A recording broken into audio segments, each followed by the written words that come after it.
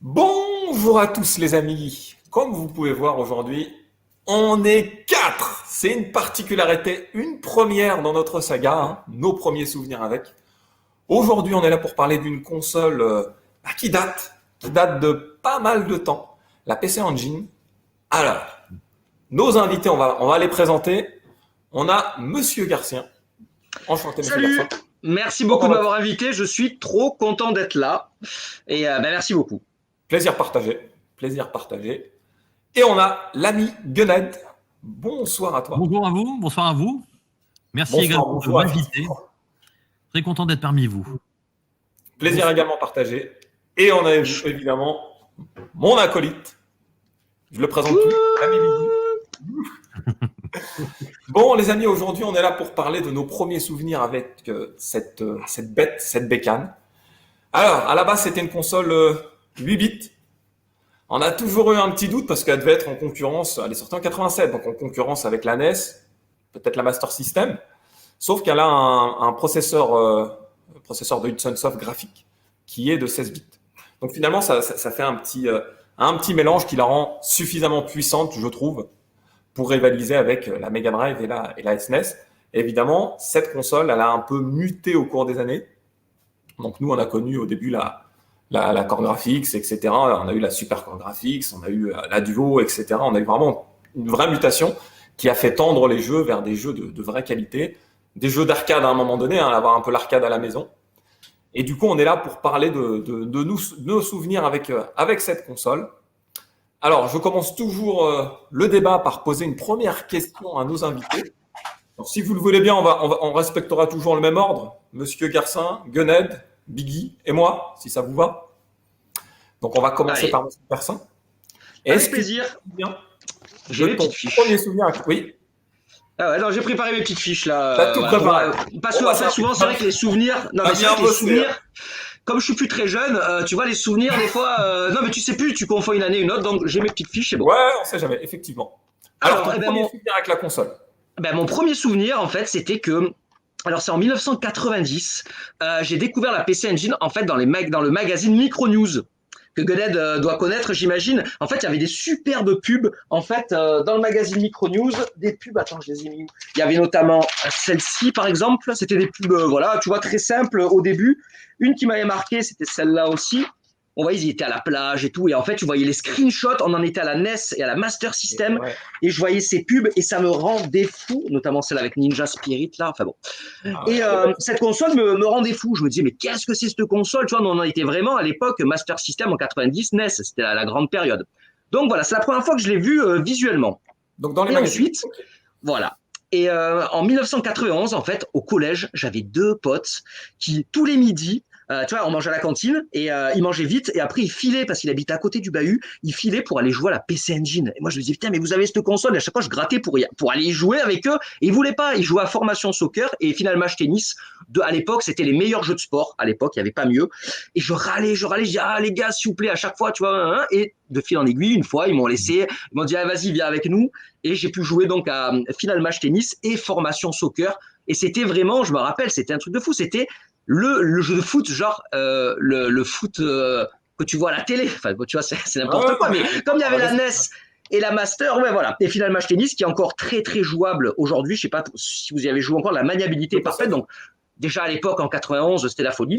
Voilà, ça c'est vraiment la première fois que j'ai joué chez quelqu'un. Après, je vous raconterai peut-être quand j'ai eu la console. Ouais, mais là, c'est vraiment la première. On va en parler après.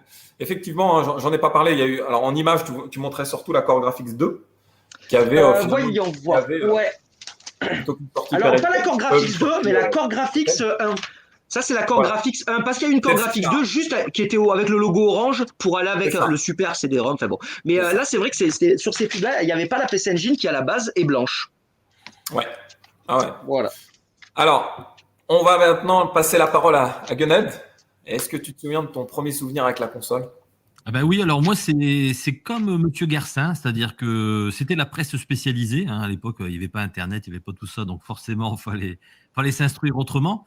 Et donc, c'était dans un magazine. Alors, je lisais effectivement Tilt, Micronews, mais c'est dans un numéro d'Arcade. Alors, Arcade, c'était un magazine de l'époque, un mensuel, Ouais. et ils avaient fait un reportage au Japon. Et donc, c'était principalement sur Sega, parce que moi, à l'époque, dans le contexte de l'époque, j'étais possesseur heureux d'une Sega Master System. C'était ma console fétiche.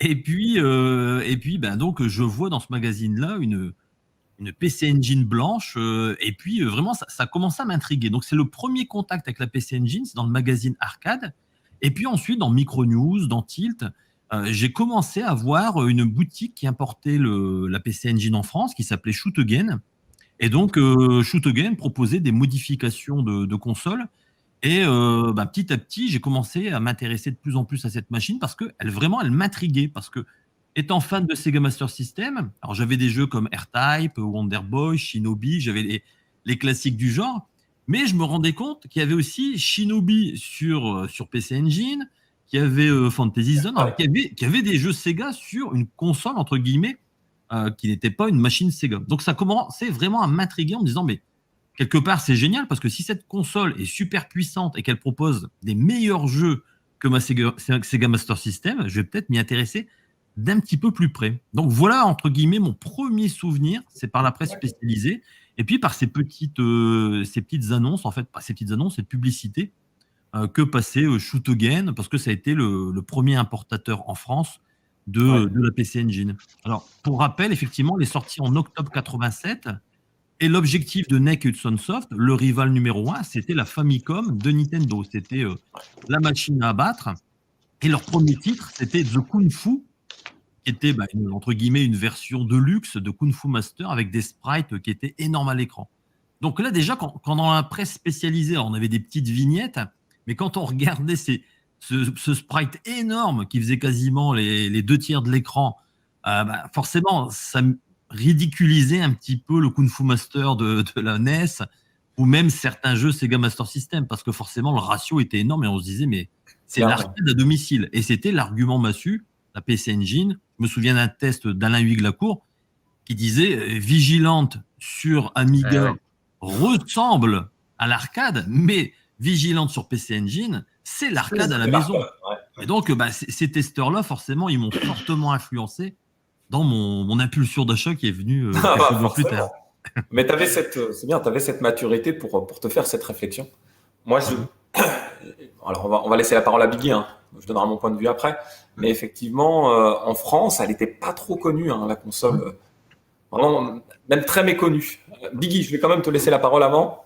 Alors moi, elle était très méconnue, je dirais, tu sais, si les gens n'achetaient pas les magazines et qu'ils allaient dans les magasins, eux, ils la connaissaient pas. Par contre, tous les gens qui achetaient les magazines, c'est vrai qu'il y avait énormément de tests et de pubs. Donc on la connaissait comme ça. C'est sûr que si tu n'achètes pas les magazines, tu la connais pas. Ouais, c'était Biggie, pardon. Elle était méconnue, effectivement, comme on dit, mais les puristes, quand même, nous, il y avait un noyau. Donc, moi, je suis de la région lyonnaise. À Lyon, il y avait un noyau comme ça de gamers qui était un peu au courant de tout ce qui se faisait. Hein. Quand la Neo Geo est sortie, là, c'était un peu plus vieux pour la PC Engine. Mais oui, moi, je savais qu'elle existait, mais moi, je l'ai découvert la première fois sur MicroKids, mais je l'ai vue très vite en magasin, très vite. C'est-à-dire, comme moi, je fouinais déjà l'import. Donc, j'allais dans des boutiques qui faisaient de l'import, etc. Et moi, je l'ai vu très tôt, la PC Engine, tourner dans le magasin. En fait, il y avait 2 coins dans le magasin où j'allais, moi, à Lyon, dans le centre. Il y avait un coin où tu avais à peu près les jeux, on va dire, mainstream, de ce qui se faisait de l'époque. Donc, tu trouvais de la Master System, de la NES, sans problème. Hein. Et tu avais, déjà, là-bas, il y avait des Mark III. Hein. Les mecs avaient des Mark III déjà à l'époque. Et il y avait le côté, effectivement, modification. Et en général, quand tu avais l'endroit où le mec bricolait les consoles, en fait, c'est là où tu avais la Neo Geo la première fois que je l'ai vue. Et j'ai vu la PC Engine à cet endroit-là la première fois. Mais la toute première fois où je l'ai vue, moi, c'était dans MicroKids. Ah oui, c'est vrai qu'aussi, on voyait souvent. Tu avais vu quel jeu, tu t'en rappelles ou pas? De mémoire, je crois que c'était alors, c'est pas Asian Fighter où tu as le mec qui fait tout l'écran, là. Ça, c'est le jeu dont... C'est le jeu dont Guenette parle, mais je crois qu'il l'appelait Asian Fighter, un truc comme ça. China Warrior. China Warrior, exactement. China Warrior, c'est ça. Le mec, il est comme ça, ouais. C'était mais c'est vrai que c'était une partie Bruce Lee qui se battait avec... donc, il avait la tenue de Bruce Lee, Et comme dans Kung Fu, Ah. il éclatait les ennemis en un coup. Donc, Comme ça. tu avais les sprites NES et Master System, et eux, ils débarquaient. Non, mais Voilà. c'était fou. Et je pense qu'ils voulaient vraiment en mettre plein la vue. C'est pour ça que le jeu, c'est un des premiers jeux sortis. C'est le premier jeu, je crois. Ouais. C'était la démo technique en fait, c'était la démo voilà, de présentation de la PC Engine aux autres développeurs, à la presse. Et puis alors elle a été faite très tardivement, je crois que la PC Engine, donc la PC Engine est sortie en octobre, mais ils ont présenté de China Warrior en juin-juillet. Donc on voit que voilà, c'était un titre qui était au début une démo, qui s'est transformé en killer application pour booster les ventes de la console et servir effectivement de vitrine technologique. Donc, Avec R-Type aussi, je crois. Il y a le R-Type qui est sorti très vite et qui était incroyable, quoi. Ouais, ça a été ouf. Clairement, clairement. Alors moi, mon histoire, elle est un petit peu différente de la vôtre, hein. En 87, j'étais quand même relativement jeune, j'avais 5-6 ans. Donc j'ai pas connu la sortie de la console. Par contre, début 90, 91, 92, quand je m'intéressais vraiment aux jeux vidéo, j'arrivais à l'âge de 10 ans, bah, je m'achetais aussi les magazines. Alors moi, c'était les magazines un peu plus communs, hein, du grand public, hein. Les Player One, Console Plus, je dirais 92, je pense, de souvenir. Et j'avais vu une console avec Guns N' Roses, donc c'était la Super Core Graphics finalement. Et je me suis dit, La mais c'est quoi Super Graphics, ouais. la Super Graphics. Et je me suis dit, mais c'est quoi ce jeu? Il explose ma version Mega Drive, là, c'est quoi ça? Et je regardais et j'ai découvert la console grâce à ça. Alors on le voit en image, Monsieur Garcin Le Aima Kaimura. Voilà. Et donc je me suis un peu renseigné, j'en ai parlé à mon grand frère, il m'a dit oui, c'est une console, il y a très peu de jeux dessus. Mais par contre, elle a une première version qui comporte un ensemble de jeux. Puis j'ai commencé à m'y intéresser, puis il m'a dit, écoute, j'ai un ami qui la possède, on peut peut-être essayer de faire un petit truc pendant un mois. Et c'est Guillaume, alors je ne sais pas s'il se reconnaîtra dans la vidéo, qui a dit, il n'y a pas de souci, je vais vous prêter ma console, et puis nous, on lui a prêté la Mega Drive. Donc j'ai eu un mois cette console, avec quelques jeux dont on va parler pas énormément. J'avais 5-6 jeux et c'était que des petites cartes. C'est-à-dire, il n'y avait pas la boîte avec. Elle nous a donné que les petites cartes. Ah. Et du coup, j'ai découvert la console pendant un mois avec mon frangin, on va dire courant 92. Donc très, très, très tardivement. Très tardivement par rapport à la sortie de la console, en fait. Alors, en fait, ouais, on va aborder après le sujet des U-Cards, mais moi, j'ai moins eu l'effet de surprise parce que moi, dans mon Master System, j'avais Spy versus Spy. On me l'avait donné. Et le jeu était en carte dans la Master System 1. Donc, en fait, tu dis c'est cool parce que cette console-là, c'est que des cartes. Parce que la Master System avait les cartouches et les cartes. Ouais, bien sûr. Et c'était bien parce qu'elle faisait que des cartes. Du coup, c'était petit, c'était joli, c'était mignon. Ouais, c'était format carte bleue. C'est ça, carte bleue. Okay, toi, t'avais quoi, Angon, c'est ça? Tu disais quoi? T'avais Angon sur la Master System? Il était sorti en carte. À l'époque. Alors, pour l'anecdote, pour rebondir sur ce que dit Bicam, à un moment donné, moi, ça m'a un peu freiné parce que sur Master System, tous les jeux au format carte, ils étaient pas terribles. Ils avaient pas Spy versus Spy, par exemple. Et les cartouches, voilà, c'était les 4 mégas, cartouches 2 mégas, 1 méga. Et les cartes, pour moi, c'était pas puissant. Donc, j'ai eu un petit peu cette appréhension en disant, bah ouais, mais si c'est comme la Sega Master System, les jeux vont pas être non plus très longs ou très, très développés. Ouais. Donc voilà, c'était juste un peu pour l'anecdote parce que c'est vrai que ça m'avait un peu freiné à un moment donné, ce côté carte de crédit. Alors les amis, je vous propose de rebondir sur ma deuxième question. À quel moment vous avez possédé la console? Alors il y a une différence effectivement entre la découvrir dans des magazines et de l'acheter. J'aimerais si possible l'année à peu près et puis les anecdotes qui entourent cette découverte à la maison. On va commencer par Monsieur Garcin. Allez, avec plaisir. Donc moi, voilà, j'avais découvert donc la console chez ce fameux pote qui avait notamment Formation Soccer et finalement Match Tennis. Et là, on était en 91. Et au Noël 1991, en fait, j'apprends que par ce collègue-là, d'ailleurs, il me dit, je connais quelqu'un, parce que moi, on n'arrêtait pas de parler de PC Engine. Tu vois, lui, entre-temps, il avait eu 2 superbes jeux entre-temps. Il avait eu donc Ninja Spirit, qui était incroyable. Donc, j'avais aussi joué donc à Ninja Spirit, qui est très proche de l'arcade. Ça fait aussi partie des jeux qui sont très, très proches de l'arcade, qui sont sur la PC Engine, avec Vigilante, Shinobi, R-Type. Et après, Après, il y avait celui-ci. Ah ouais, voilà. Mais ce jeu-là, alors si on le voit juste comme ça, bon, il y a des tableaux, des niveaux qui sont beaucoup plus beaux. Et ce qui est génial, c'est surtout quand tu as plusieurs personnages. Je sais pas si on va y venir après visuellement, mais en fait, à chaque fois que tu prends une option, tu as un petit personnage qui se colle derrière toi. Tu peux en avoir jusque 4. Et c'est génial. Tu as l'impression de diriger les 4 qui se suivent comme ça. Tu as tous les tirs. Ça ralentit très très peu, pratiquement pas. Le jeu a une musique. La musique, elle est ambiance Japon traditionnelle. C'est génial, tu as plusieurs armes qui sont excellentes, tu as notamment une des meilleures, ben là on voit qu'il a eu une option, la bombe qui est l'espèce de grenade qui est qui est vraiment très puissante. Le jeu est assez dur, mais on progresse régulièrement. Voilà, c'est le genre de jeu qui est dur mais juste. Donc ce qui est bien, c'est que tu avances régulièrement. Et ensuite, voilà, j'ai découvert, vite fait, je vous dis, ce jeu. Alors là, voyons voir, Bloody Wolf. Bloody Wolf c'est une espèce de, comment on pourrait dire, une espèce de mercs, de commando. C'est ça, on a un militaire avec un.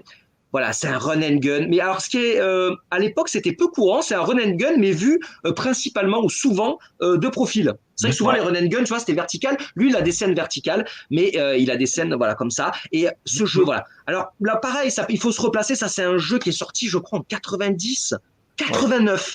Donc voilà, quand on voit les graphismes, on peut, mais 89, les gars. 89, c'était le monde de la NES et de la Master System. Il n'y a rien à dire là-dessus. Déjà, Ninja Spirit. Regarde, moi, je connais bien en arcade. Hein. Ninja Spirit sur PC Engine, c'est une tuerie absolue. Non, c'est une tuerie.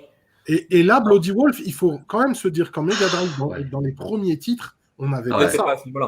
On n'avait pas ça. Moi, je l'ai acheté tardivement. Hein. Je l'ai acheté début 2000. Je l'ai trouvé. Je le connaissais pas du tout. Je l'ai trouvé dans une petite boutique quand j'étais sur Paris. Je l'ai pris. Et en fait, en 2000, je l'ai trouvé joli. Ouais. Ouais, donc. Il faut savoir que par rapport à un Merx, il n'a pas à rougir, quoi, la version. Merx, c'est vrai. Il n'a pas à rougir, clairement. Clairement. Et il y a une scène, alors vite fait, je ne sais pas si vous avez dû y arriver, il y a une scène à un moment, donc le but c'est de délivrer le président. Il y a une scène. Moi, je me rappellerai toujours, c'est un des premiers grands moments pour moi de jeu vidéo que j'ai vécu. Tu délivres le président et en fait, tu apprends qu'il faut que tu refasses tout le niveau à l'envers, mais avec le président qui te suit. Et donc, toi, tu diriges ton mec, tu as le président qui est derrière toi, il faut lui faire éviter les armes et tout. Tu combats les gars, vite, monsieur le président, suivez, baissez-vous. Enfin, moi, j'étais en transe quand j'avais vu ça. Enfin, je trouve qu'au niveau mise en scène, je me disais, il se passe quelque chose, c'est comme un film, tu vois. Enfin, voilà. Donc, voilà. Et donc, ce pote avait ça et il me dit, donc à Noël 91, il me dit, j'ai un ami qui vend sa Super Graphics. Et là, je fais, waouh, mais il me la faut absolument. J'étais vraiment à fond la PC Engine. Je pensais qu'à ça, tu vois, gamin. Et j'ai dit, il me la faut. La seule façon que j'ai eu de l'avoir, c'est de vendre ma Master System. Et donc, j'ai trouvé, heureusement, très rapidement quelqu'un. Alors, j'avais une quinzaine de jeux. Bon, tant pis, hein, j'ai vendu mes 15 jeux Master System à Master System et j'ai pu m'acheter, enfin, la Super Graphics. J'étais heureux comme un pape. J'ai notamment eu. Sur la Master System, sur la Super Graphics qui m'a marqué. Alors, comme tu en as parlé, et heureusement, il avait Ghouls and Ghosts. Et Ghouls and Ghosts est devenu, en fait, je le cite tout le temps, dans mes 3 jeux préférés de tous les temps. En fait, quand on me dit c'est quoi tes 3 meilleurs jeux, parce que je connaissais la version Mega Drive, j'avais un voisin qui l'avait, donc je connaissais très très bien la version Mega Drive, mais quand j'ai joué à celui-là, j'ai halluciné. J'ai halluciné la différence qu'il y avait entre la Mega Drive et ce jeu. Et je connaissais aussi le jeu d'arcade, et j'avais vraiment l'impression de retrouver le jeu d'arcade. Je pense que c'est un des plus arcade perfect que j'ai vu, quoi. Il est magnifique. Et j'ai joué, je crois que j'ai dû jouer des centaines d'heures et j'ai réussi à le finir, à faire les 2 loops. À l'époque, quand j'étais gamin, j'ai dû jouer pendant 6 mois. Au bout de 6 mois, c'était. Je jouais qu'à ça. En fait, comme le jeu me plaisait, tu sais, quand le jeu te plaît. Et après, j'avais ça. J'ai eu aussi, parmi les jeux que j'ai eu avec la console, j'ai eu le Outrun. Et voilà, qui était vraiment génial, les super musiques. C'était une très belle conversion PC Engine. Donc ça, c'est pas un jeu Super Graphics, c'est un jeu PC Engine. Hein. La Super Graphics accepte tous les jeux PC Engine, pour ceux qui ne seraient pas. Et donc, j'ai eu à ce Noël merveilleux. Pour vous dire, tellement j'étais content de l'avoir, la console, je l'ai achetée avant Noël. Tu vois, j'ai fait l'échange, mon père m'avait amené pour aller l'acheter. Mais ce qu'il y a, c'est que je l'ai emballé, tu vois. J'étais tellement heureux, je me la suis emballé. Je l'ai mis au pied du sapin. J'ai attendu genre une semaine avant de pouvoir y jouer. Et c'était magique, quoi. Enfin, voilà, quand tu joues à ça, donc c'était Noël 91. Moi, j'avais l'impression d'être le roi du pétrole, quoi. Tu vois, Tu l'étais, je te rassure. C'était, voilà. Donc, gros souvenir, super Noël. Et voilà. Pour toi, au niveau de la PC Engine. Au niveau des sorties des jeux, tout ça, c'était l'explosion un peu de la console, quoi. On va dire 91-92. Là, si tu regardes tous les titres sortis, c'est la folie. Ah ouais, non, clairement. On va laisser la parole à Gunhead. Alors, le pseudo veut déjà tout dire, je pense. Ouais, bah moi, tout est quasiment expliqué dans la vidéo numéro 1 de la chaîne, Gunhead, pourquoi Gunhead? Parce que, voilà, alors, je crois que c'était fin 89, début 90. Ce qui m'avait achevé, entre guillemets, de l'acheter, c'était les tests dans la presse spécialisée et notamment Micronews de la sortie du lecteur CD-ROM, parce qu'il est sorti 1 an après la sortie de la PC Engine blanche, Ouais, la première. Donc je me suis dit, mais punaise, cette console, c'est une console de fou qui en plus va avoir un lecteur CD-ROM. Donc je me suis dit, il faut déjà que je me procure la base, parce que d'ailleurs son nom Core Graphics, c'est pas anodin, c'est le cœur. Il faut un cœur et ensuite voilà, on rajoute les modules pour arriver à un système complet. Donc voilà, quand j'ai vu dans la presse spécialisée les premiers tests de jeux sur CD-ROM, je me suis dit, il me faut cette bécane. Donc j'ai économisé, comme on faisait à l'époque, on économisait sur son anniversaire, sur ses Noëls, et puis avec un petit peu d'argent de poche aussi. Bon voilà, on arrivait plus ou moins à.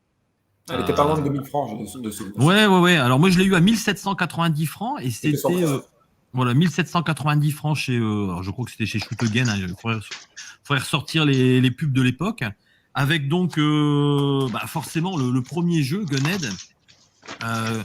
Dont on disait le plus grand bien. Alors, il y avait James Destroy qui l'avait testé et qui disait que c'était un jeu complètement fou. Ouais, Blazing Laser en version américaine. Voilà. Ensuite, alors, ce titre-là, chez nous, on le connaît sous le nom de Wonder Boy 2 in Monsterland. Le nom japonais, c'est Bikuri Man World, qui est tiré. Tu avais acheté la console directement avec ce lot-là ou un Voilà, non, c'est le lot. Là, je vous ai constitué le lot original. D'accord. Là, j'ai trouvé des prix. Vigilante. Elle a été assez vite à 1290. Là, tu vois, c'est des vieilles pubs, ça. Par exemple, ouais, c'est des pubs Player One, je pense. Alors, peut-être toi, en quelle année tu l'as eu, toi? Moi, j'ai dû l'avoir fin 89, début 90. Ouais. Donc, peut-être qu'elle était encore. Moi, il n'y avait pas l'accord graphics et c'était la publicité Au-delà de vos rêves. Je ne sais pas si tu te souviens de cette pub. C'était une pub un peu minimaliste. Tu avais la tête en gros plan, une petite vignette de Dragon Spirit, et puis voilà, c'était Au-delà de vos rêves, la PC Engine. Ok, ouais, je vois. Je vais voir si je l'ai. C'était cette publicité-là, moi, qui m'avait marqué, et je crois que c'était 1790 francs chez. Ouais, alors ça me dit quelque chose, 1790 francs, donc ça doit être ça. Ça doit être effectivement ça. Donc voilà, et puis alors peu de temps après, j'ai acheté Tiger Rod. Donc, bon petit jeu également.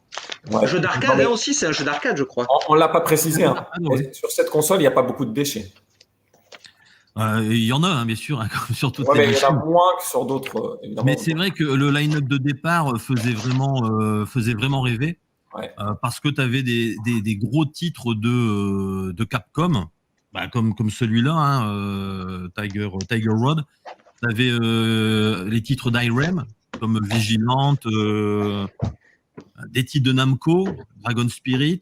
Donc bref, déjà ils avaient rassemblé autour d'eux, ce qui était déjà un tour de force impressionnant, tous ceux qui étaient quand même un petit peu déçus de la politique de Nintendo avec les éditeurs tiers. Parce que pour les attirer, ils avaient demandé des royalties moindres. Il y avait vraiment, entre guillemets, aussi une politique de communication qui était faite par NEC avec les moyens que NEC avait à l'époque. Donc voilà, on a vite été rassasiés en excellents jeux et surtout en éditeurs qui tenaient la route, parce que il y avait non seulement Hudson et NEC qui produisaient des jeux. Voilà, parce que NEC Avenue, comme tu parles de NEC Avenue, en fait, beaucoup de jeux, comme tu l'avais dit dans une de tes vidéos, Sega et beaucoup Capcom aussi étaient faits, mais par NEC Avenue. Ils avaient un super studio qui était vraiment doué, parce que toutes les conversions, tu vois souvent tous les jeux Sega, plein de jeux Capcom, il y a marqué NEC Avenue, notamment j'adore Son 2, tu dois connaître Ned, et qui est un jeu Capcom et qui est fait par NEC Avenue, et NEC Avenue ils ont assuré grave, parce que si les jeux étaient beaux aussi, c'était grâce à eux, parce que justement je sais pas si c'est pas à cause de Nintendo que Capcom par exemple ne faisait pas les jeux. Tu vois, ils donnaient la licence, mais ils faisaient pas le jeu, peut-être pour pas avoir de soucis avec Nintendo, qui était vraiment apparemment...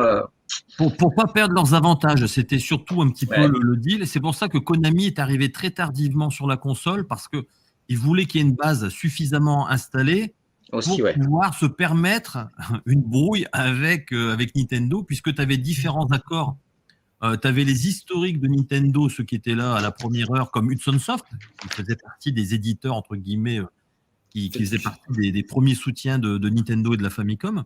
Donc, eux avaient des avantages sur les royalties qui étaient plus intéressants que les futurs éditeurs. Et donc, Nintendo voilà, avait froncé les sourcils, avait dit attention, si vous nous trahissez, parce que c'était vraiment une question d'honneur, hein, si vous nous trahissez, vous allez voir ce que vous allez voir, lors du renouvellement de contrat, on va vous sucrer tous les avantages que vous aviez. Alors, c'est vrai qu'ils étaient un peu timorés, c'était anti-concurrentiel. Aujourd'hui, ça ferait un procès, des histoires comme ça. Ouais, aujourd'hui, ça fait Mais voilà, mais alors à l'époque, Namco qui était en brouille avec Nintendo a soutenu, vraiment très fortement NEC et Hudson Soft dans leur projet. Donc on doit aussi beaucoup à Namco parce qu'ils ont été là dès la première heure avec des titres comme Dragon Spirit ou comme Valkyrie. Valkyrie Legend, pour ceux qui connaissent. C'est génial, hein. Oh là, Valkyrie Legend. Si peut-être Biggie veut nous mettre une image, il est super. Hein. C'était un jeu d'arcade, hein, je crois, c'est ça, Valkyrie Legend. C'était un jeu d'arcade qui cartonnait, et donc quand il est arrivé sur PC Engine, à côté de Dragon Spirit, à côté des autres titres de Namco, bon voilà, ça forcément, ça tout de suite, ils ont réussi à asseoir la réputation de cette nouvelle petite console.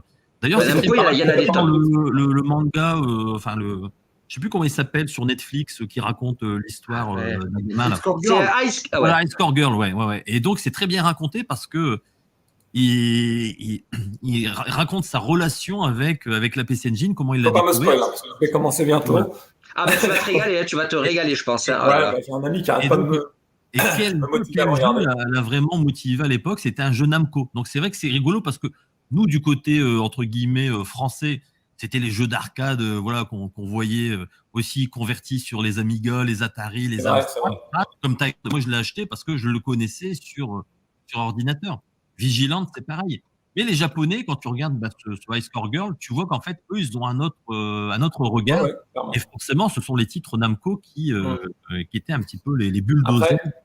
Après ils ont eu vraiment des exclus comme le Splatterhouse 1. Il existe sur la PC Engine. Voilà, Valkyrie no Densetsu. Il est beau. T'as vu, c'était magnifique, hein, ouais. Et ça, c'est pareil, c'est un jeu, ça, c'est quoi, 90, un truc comme ça, quoi.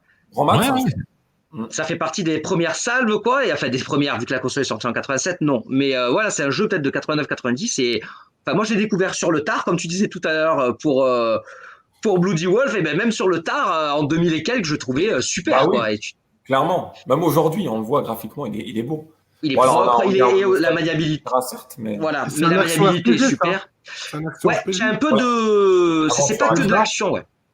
Et là, tout à l'heure, tu parlais de Splatterhouse, qui fait partie aussi, comme tout à l'heure, on disait plein de jeux qui ressemblaient aux jeux d'arcade. Celui-là, il est très proche. Alors, pas aussi proche, mais franchement, quand t'as pas les deux côte à côte, tu vois, si tu mets pas deux écrans côte à côte, t'as l'impression de jouer à la bande d'arcade. Il est sublime.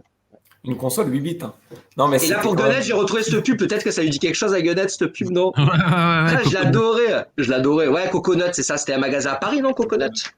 C'était Voltaire, boulevard Voltaire, ouais. Belle pub, ouais. Alors, on va passer la parole à Biggie. Est-ce que tu as possédé la console?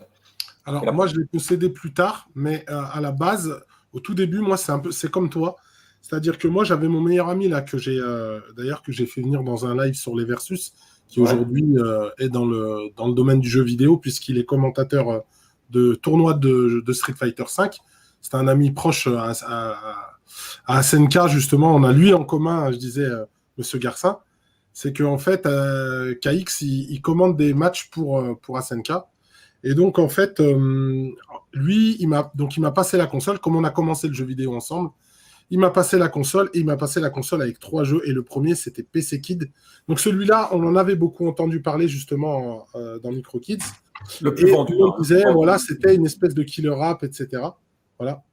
Mais surtout le 2, après, c'est le 2 qui a vraiment beaucoup buzzé aussi. Mais le 1 était plus vendu, je pense. Parce qu'en fait, c'était un espèce de mélange insolent, avec un univers un peu mignonnet, mais en même temps, un peu badass, parce que finalement, PC Kid, voilà, il est un peu badass, quoi. Il se laisse pas faire, et puis il met des coups de tête, etc.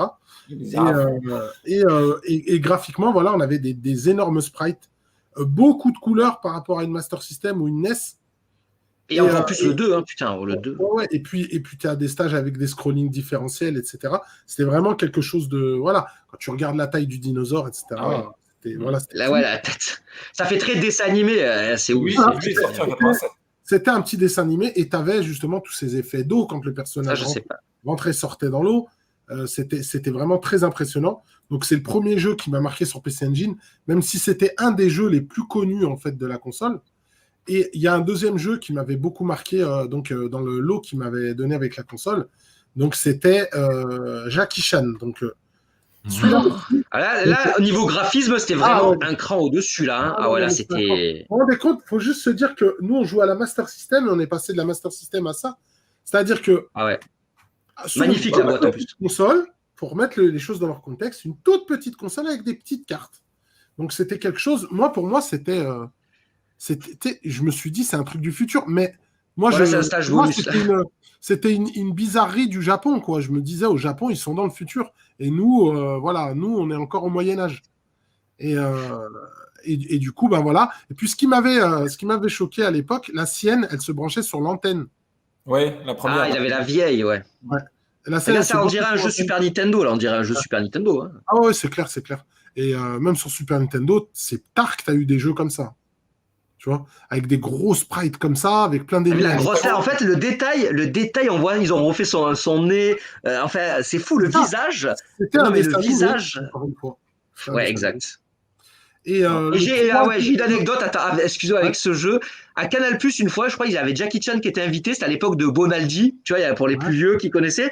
Et à un moment, il présentait, il disait, bon, il y a Jackie Chan qui sort son nouveau film et tout, et il y a un jeu Jackie Chan. Et moi, j'étais trop content, ils vont parler de la PC Engine, c'est génial, à la télé, à Canal. Et en fait, ils ont montré le jeu de la NES. Parce qu'en même temps que celui de la PC Engine, il y a le jeu NES qui est sorti. celui de la NES. D'accord. Et donc, ouais. ça a fait ascenseur émotionnel, je dis, on va voir la PC Engine sur Canal+. Et non, ils ont montré le jeu NES. Ouais. Et le troisième jeu qui m'avait filé avec la console, c'était Parodius. Donc, c'était marrant parce que c'était un petit shoot 'em up, un peu cute 'em up, comme on l'a appelé après. Et c'était cool parce qu'en fait, c'était Gradius, C'est mignon. mais dans un monde mignon. Et le jeu payait pas de mine comme ça, mais il était d'une difficulté diabolique. À un moment Très, donné, très commun c'était très dur. sur cette console. Les shoots mignons, ça faisait partie un peu de la culture. C'est ça. Pardon. Avec toutes ces petites voix mignonnes. Une fois, j'en ai parlé quand on a fait le souvenir Mega Drive.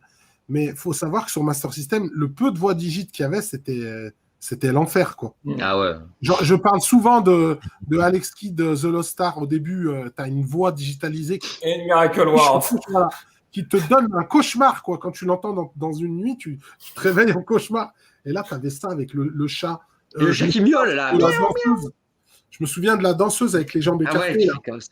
Et c'était quelque chose d'incroyable.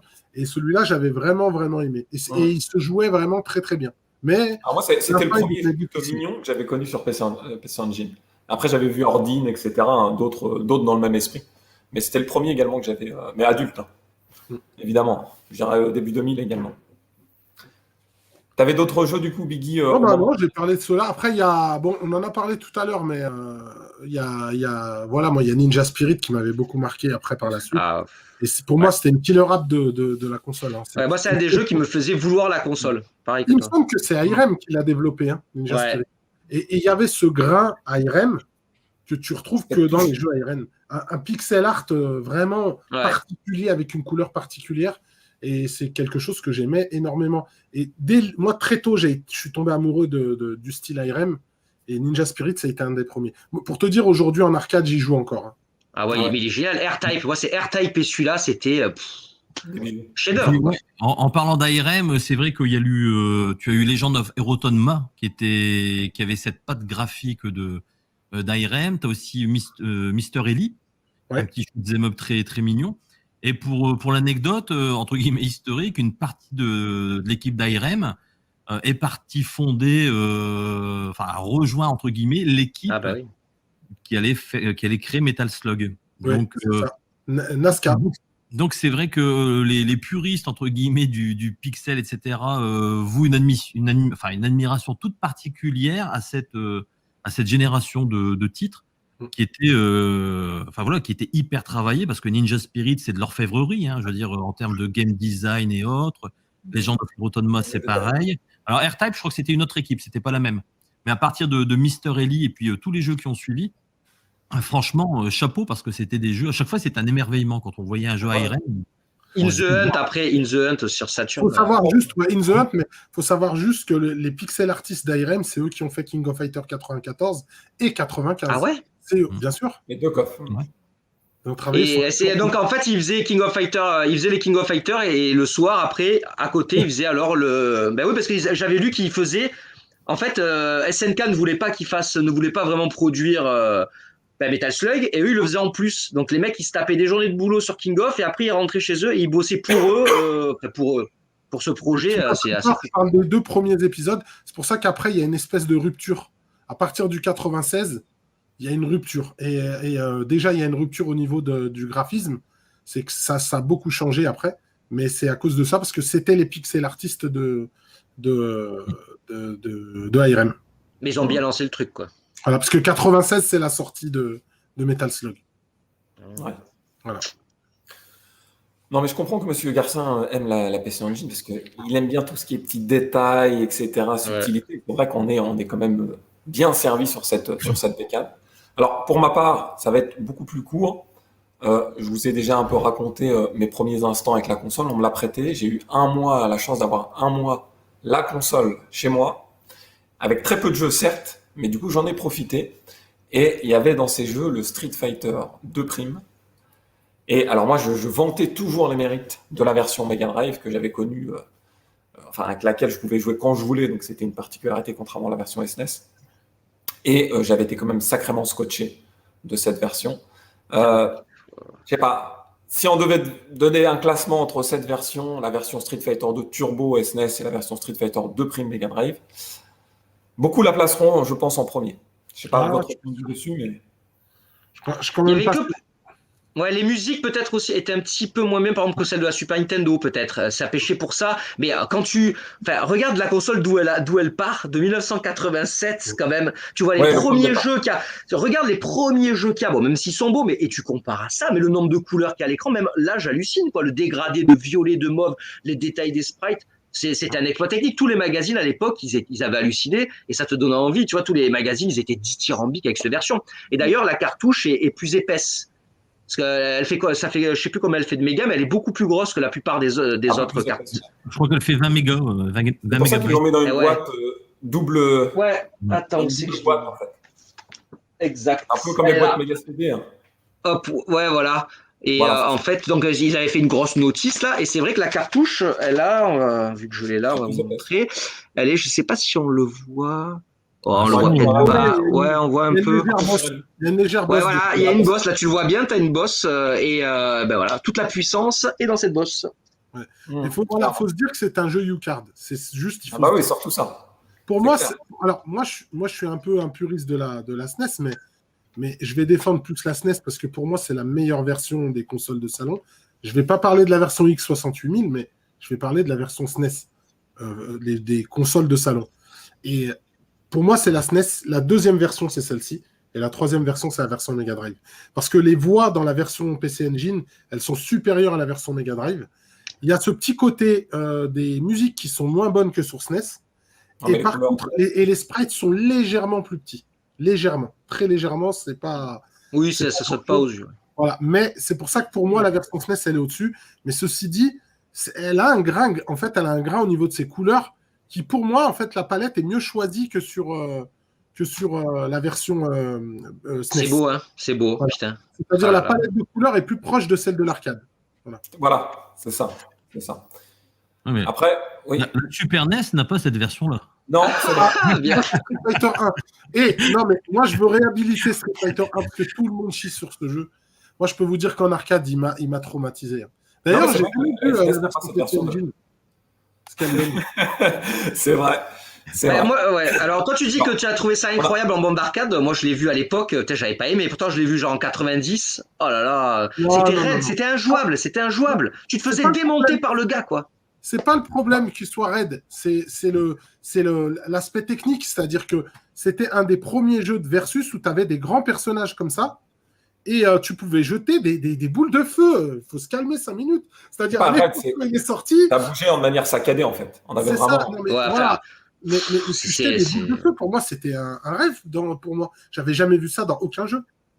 Ouais. Moi qui aimais Dragon Ball, c'est-à-dire qu'on voyait ça, ou un bonhomme Ouais, jeter bah, le bout de ouais. c'est la première Ah, fois que je la voyais. caméra, quoi. Bon, bah oui. Non, mais c'est vrai. C'est vrai.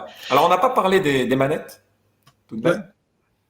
Donc, la console bénéficie de différentes manettes, hein, pas de 3 boutons, 6 boutons, Je sais etc. pas Des si sticks, là, je des sticks aussi, des sticks arcade. Moi, à l'époque, je l'ai connu j'ai eu la chance d'avoir directement les pads 6 boutons. Ah oui, parce que voilà, ce qui est bien, c'est comme hop, il y avait les, Ouais, c'était le excellent bouton ça. On turbo. pouvait, comme il y avait beaucoup de shoots Pour and les up, shoots, hop, tu pouvais mettre les c'était boutons de impeccable. turbo, voilà. Mais il y avait que 2 boutons, pardon. Et donc pour Street Fighter 2, comme tu le dis, il fallait la manette 6 boutons. Ah, Jouer avec ça, fallait c'est la manette. l'enfer, c'est pas la peine. Ouais. Moi, j'ai eu cette chance, mais j'ose imaginer que c'était compliqué, un peu comme sur Mega Drive, hein. C'était aussi compliqué avec la manette 3 boutons. Mais NEC Avenue avait sorti une sorte de package avec la NEC Avenue Pad 6, justement. Donc, Ouais. tu avais aussi la NEC Avenue Pad 3 avec 3 boutons qui permettaient déjà de faire pas mal de choses. Pour Forgotten World, d'ailleurs. Ouais, voilà, exactement. Et puis là, ils avaient récidivé avec cette version de Street Fighter. Donc, bon, souvent, les gens achetaient le bundle, en fait. Donc, ils n'ont pas vraiment souffert à l'époque des 2 boutons. Mais sinon, c'est Non. vrai que c'était compliqué. Et puis, en tant qu'adulte, par la suite, je m'étais acheté le stick Ori, là. Le gros stick assez lourd, hein, très lourd même. Et Ah du coup, ouais, je vois. je me faisais plaisir avec ça. Bon, du coup, en tant que gamin, à ce moment-là, j'ai eu le Street Fighter de prime et j'ai eu le fameux shoot Dragon Spirit, le dragon. Ah, excellent. Alors, niveau shoot, à ce moment-là, au moment où j'ai découvert, il y avait déjà Thunder Force 3. Il était déjà d'actualité. Mais dans mon esprit, je ne comparais pas. Pour moi, on m'a prêté une console on me disait, c'est une 8 bits. Et je vois ça et je dis, c'est pas possible. C'est clairement pas possible. Mm. Et ce jeu-là, il a fait fureur, hein. Il a fait fureur, ce jeu. En arcade déjà. En arcade, et puis cette conversion, elle s'est très bien vendue. On parlait de Bah, PCP. il est. Et c'est pas Ouais, pour il fait rien. partie des classiques de la console. À l'époque, Voilà, quand il est sorti, c'était le shoot. Par excellence, quoi. C'était vraiment ce qu'il Dans les fallait. familles de l'époque, c'était. Ils prenaient pleine page de pub pour justement promouvoir Dragon Spirit. Hein. C'était aussi un porte-étendard de la PC Engine parce que Voilà, c'est ça. c'était très populaire au Japon. Chez nous, ça l'a été un peu moins, mais c'était quand même un titre fort de Namco. Clairement. Et il a eu une suite d'ailleurs sur PC Engine. Mais bon, voilà, c'est quand même un titre qui a marqué les débuts de la PC Engine. Ouais. Qui m'a marqué et qui a marqué effectivement l'univers de la PC Engine. Par la suite, je me le suis acheté évidemment quand j'ai recommencé à collectionner. Début 2000, je me suis dit, mais non, il me le faut. J'ai eu la chance. Alors, c'est vrai que je ne vous ai pas expliqué à quel moment j'ai eu la console, hein. J'ai acheté d'abord la toute première version de console. J'avais eu aussi une version américaine qui s'appelait TurboGrafx 16, je crois, de souvenir. Ah ouais, elle était moche, hein. Oh là là, t'as Elle vu était celle pas qui est en long là, comme ça là? Et que j'avais revendue. Et plus tard, j'ai eu la Duo. Alors, il y a 2 duos. Il y a la Duo R. Alors il y a la Duo tout court, non il y a la 3, il y a la Duo tout court, qui est noire. Après t'as la Duo R qui est grise, et après il y a la Duo RX qui est derrière, qu'on voit là. Voilà. Alors moi j'ai la Duo R que je me suis gardée jusqu'à aujourd'hui. Alors, est-ce que tu connais, Monsieur Garcia, un peu les différences entre les 3 versions? Il y en a une qui Et fait bien tout alors, passer. ouais, bah alors non, il y a eu pendant un moment avant que Internet soit vraiment répandu, c'est vrai qu'on pensait souvent qu'avec la Duo RX on avait l'arcade card à Ouais. l'intérieur, mais elle y est pas en fait. Donc en fait il y a à la base, c'est vrai qu'attends, on va faire vite là. À la base, C'est vrai que c'est un peu complexe. Je pense que le grand public peut se ouais, je poser sais la pas question. si, ouais. À la base, le CD-ROM, c'était là. Voilà, donc on avait notre petite Core Graphics là. Hop, tac, je fais Bonaldi. Donc on avait notre petite console Core Graphics et hop, paf, ils sortent le CD-ROM, la première console Ça, c'est un peu CD-ROM comme un au méga CD. monde. Ouais, c'était J'avais ouf. vu mon collègue, mon pote à Nice, quand ils l'ont eu, ils m'ont dit, mais nous, on est dans un autre univers, maintenant, on joue avec des jeux CD. Ouais. Et ouais, les musiques et tout. Donc tu mets ta petite console, c'est génial, hein. Plaque à côté et tu bénéficies donc d'une console CD-ROM. Et donc il y avait ça. Après ils ont fait la Duo. La Duo c'était cette console, donc la PC Engine plus ça, mais en une seule. En une seule, tu n'avais pas besoin d'avoir la PC Engine 1, tu achetais une console et tu avais ça. Et en plus, alors c'est vrai que c'est très long, en plus c'était une version 2.0 de celle-là. Elle acceptait certains jeux, après les jeux Super CD-ROM, que celle-ci n'acceptait pas. Celle-ci, pour qu'elle les accepte, les jeux Super CD-ROM, il fallait ça. Je vais vous raconter des anecdotes à cause de cette carte. Ouais. Il fallait la carte. Donc ça, c'était la Duo. Et ensuite, ils ont fait la Duo R qui avait une manette 6 boutons. Alors, je ne la conseille pas, la manette 6 boutons, elle est vraiment pas terrible. Et elle était un peu moins chère, apparemment, c'est ça, Gunhead. Elle était un peu moins chère parce que je crois qu'il y avait il y avait des petits trucs en plus, je crois. Tu peux pas mettre le casque. Je crois que sur la Duo normale, la Duo, tu oui, il y peux avait la mettre prise du casque, oui, t'as raison. Ouais, voilà. C'était un modèle un peu moins cher. Hein, c'est ça, tu valides? Ah oui, attention, c'est des histoires de coûts de production. Hein. Mais est-ce que la manette 6 boutons, c'est que pour la RX d'ailleurs, je crois. C'est que pour La R, RX, elle a une manette de. Voilà, c'est ça. Et donc, ce qui différencie la Duo R de la Duo RX, c'est juste la manette, je crois, apparemment. C'est ça, donc c'est pas la possibilité de. La Duo RX a une manette qui est similaire à celle de la PCFX. Très mauvaise, je vous la conseille pas. Injouable. Moi, j'ai essayé de jouer. Injouable. Ah ouais, enfin bon. Moi, je l'ai bien connu à l'époque, la PCFX. Hein. C'était des dessins animés en mode. Mais vite ennuyeux. Mais vite ennuyeux. Ils ont pris la même manette et l'ont mis sur la RX. C'est pas une bonne idée. Alors du coup, moi, je me suis acheté par la suite ces consoles. Et puis très récemment, quand je dis très récemment, c'est la semaine dernière, j'ai eu la chance de me procurer la console portable, la GT, qui est totalement géniale. Hein. Alors j'imagine à l'époque, ça devait être parce qu'elle est sortie en même temps que la Game Gear. Ouais. Donc voilà, l'écran déjà au niveau de la résolution. Alors je ne me souviens plus exactement la résolution, je crois que c'était 512 par 300 et quelques. C'était énorme par rapport à une Game Gear. Et même la luminosité, la fluidité de la matrice, ça n'avait rien à voir. C'est dommage que je ne l'ai pas connu à l'époque, en fait, que je l'ai connu, mais que je ne l'ai pas possédé. Moi, je faisais le beau, je mettais Street Fighter dessus, et je faisais le malin. Tu vois, Street Fighter, t'avais l'impression c'est l'arcade. Je sais pas si c'était très pratique.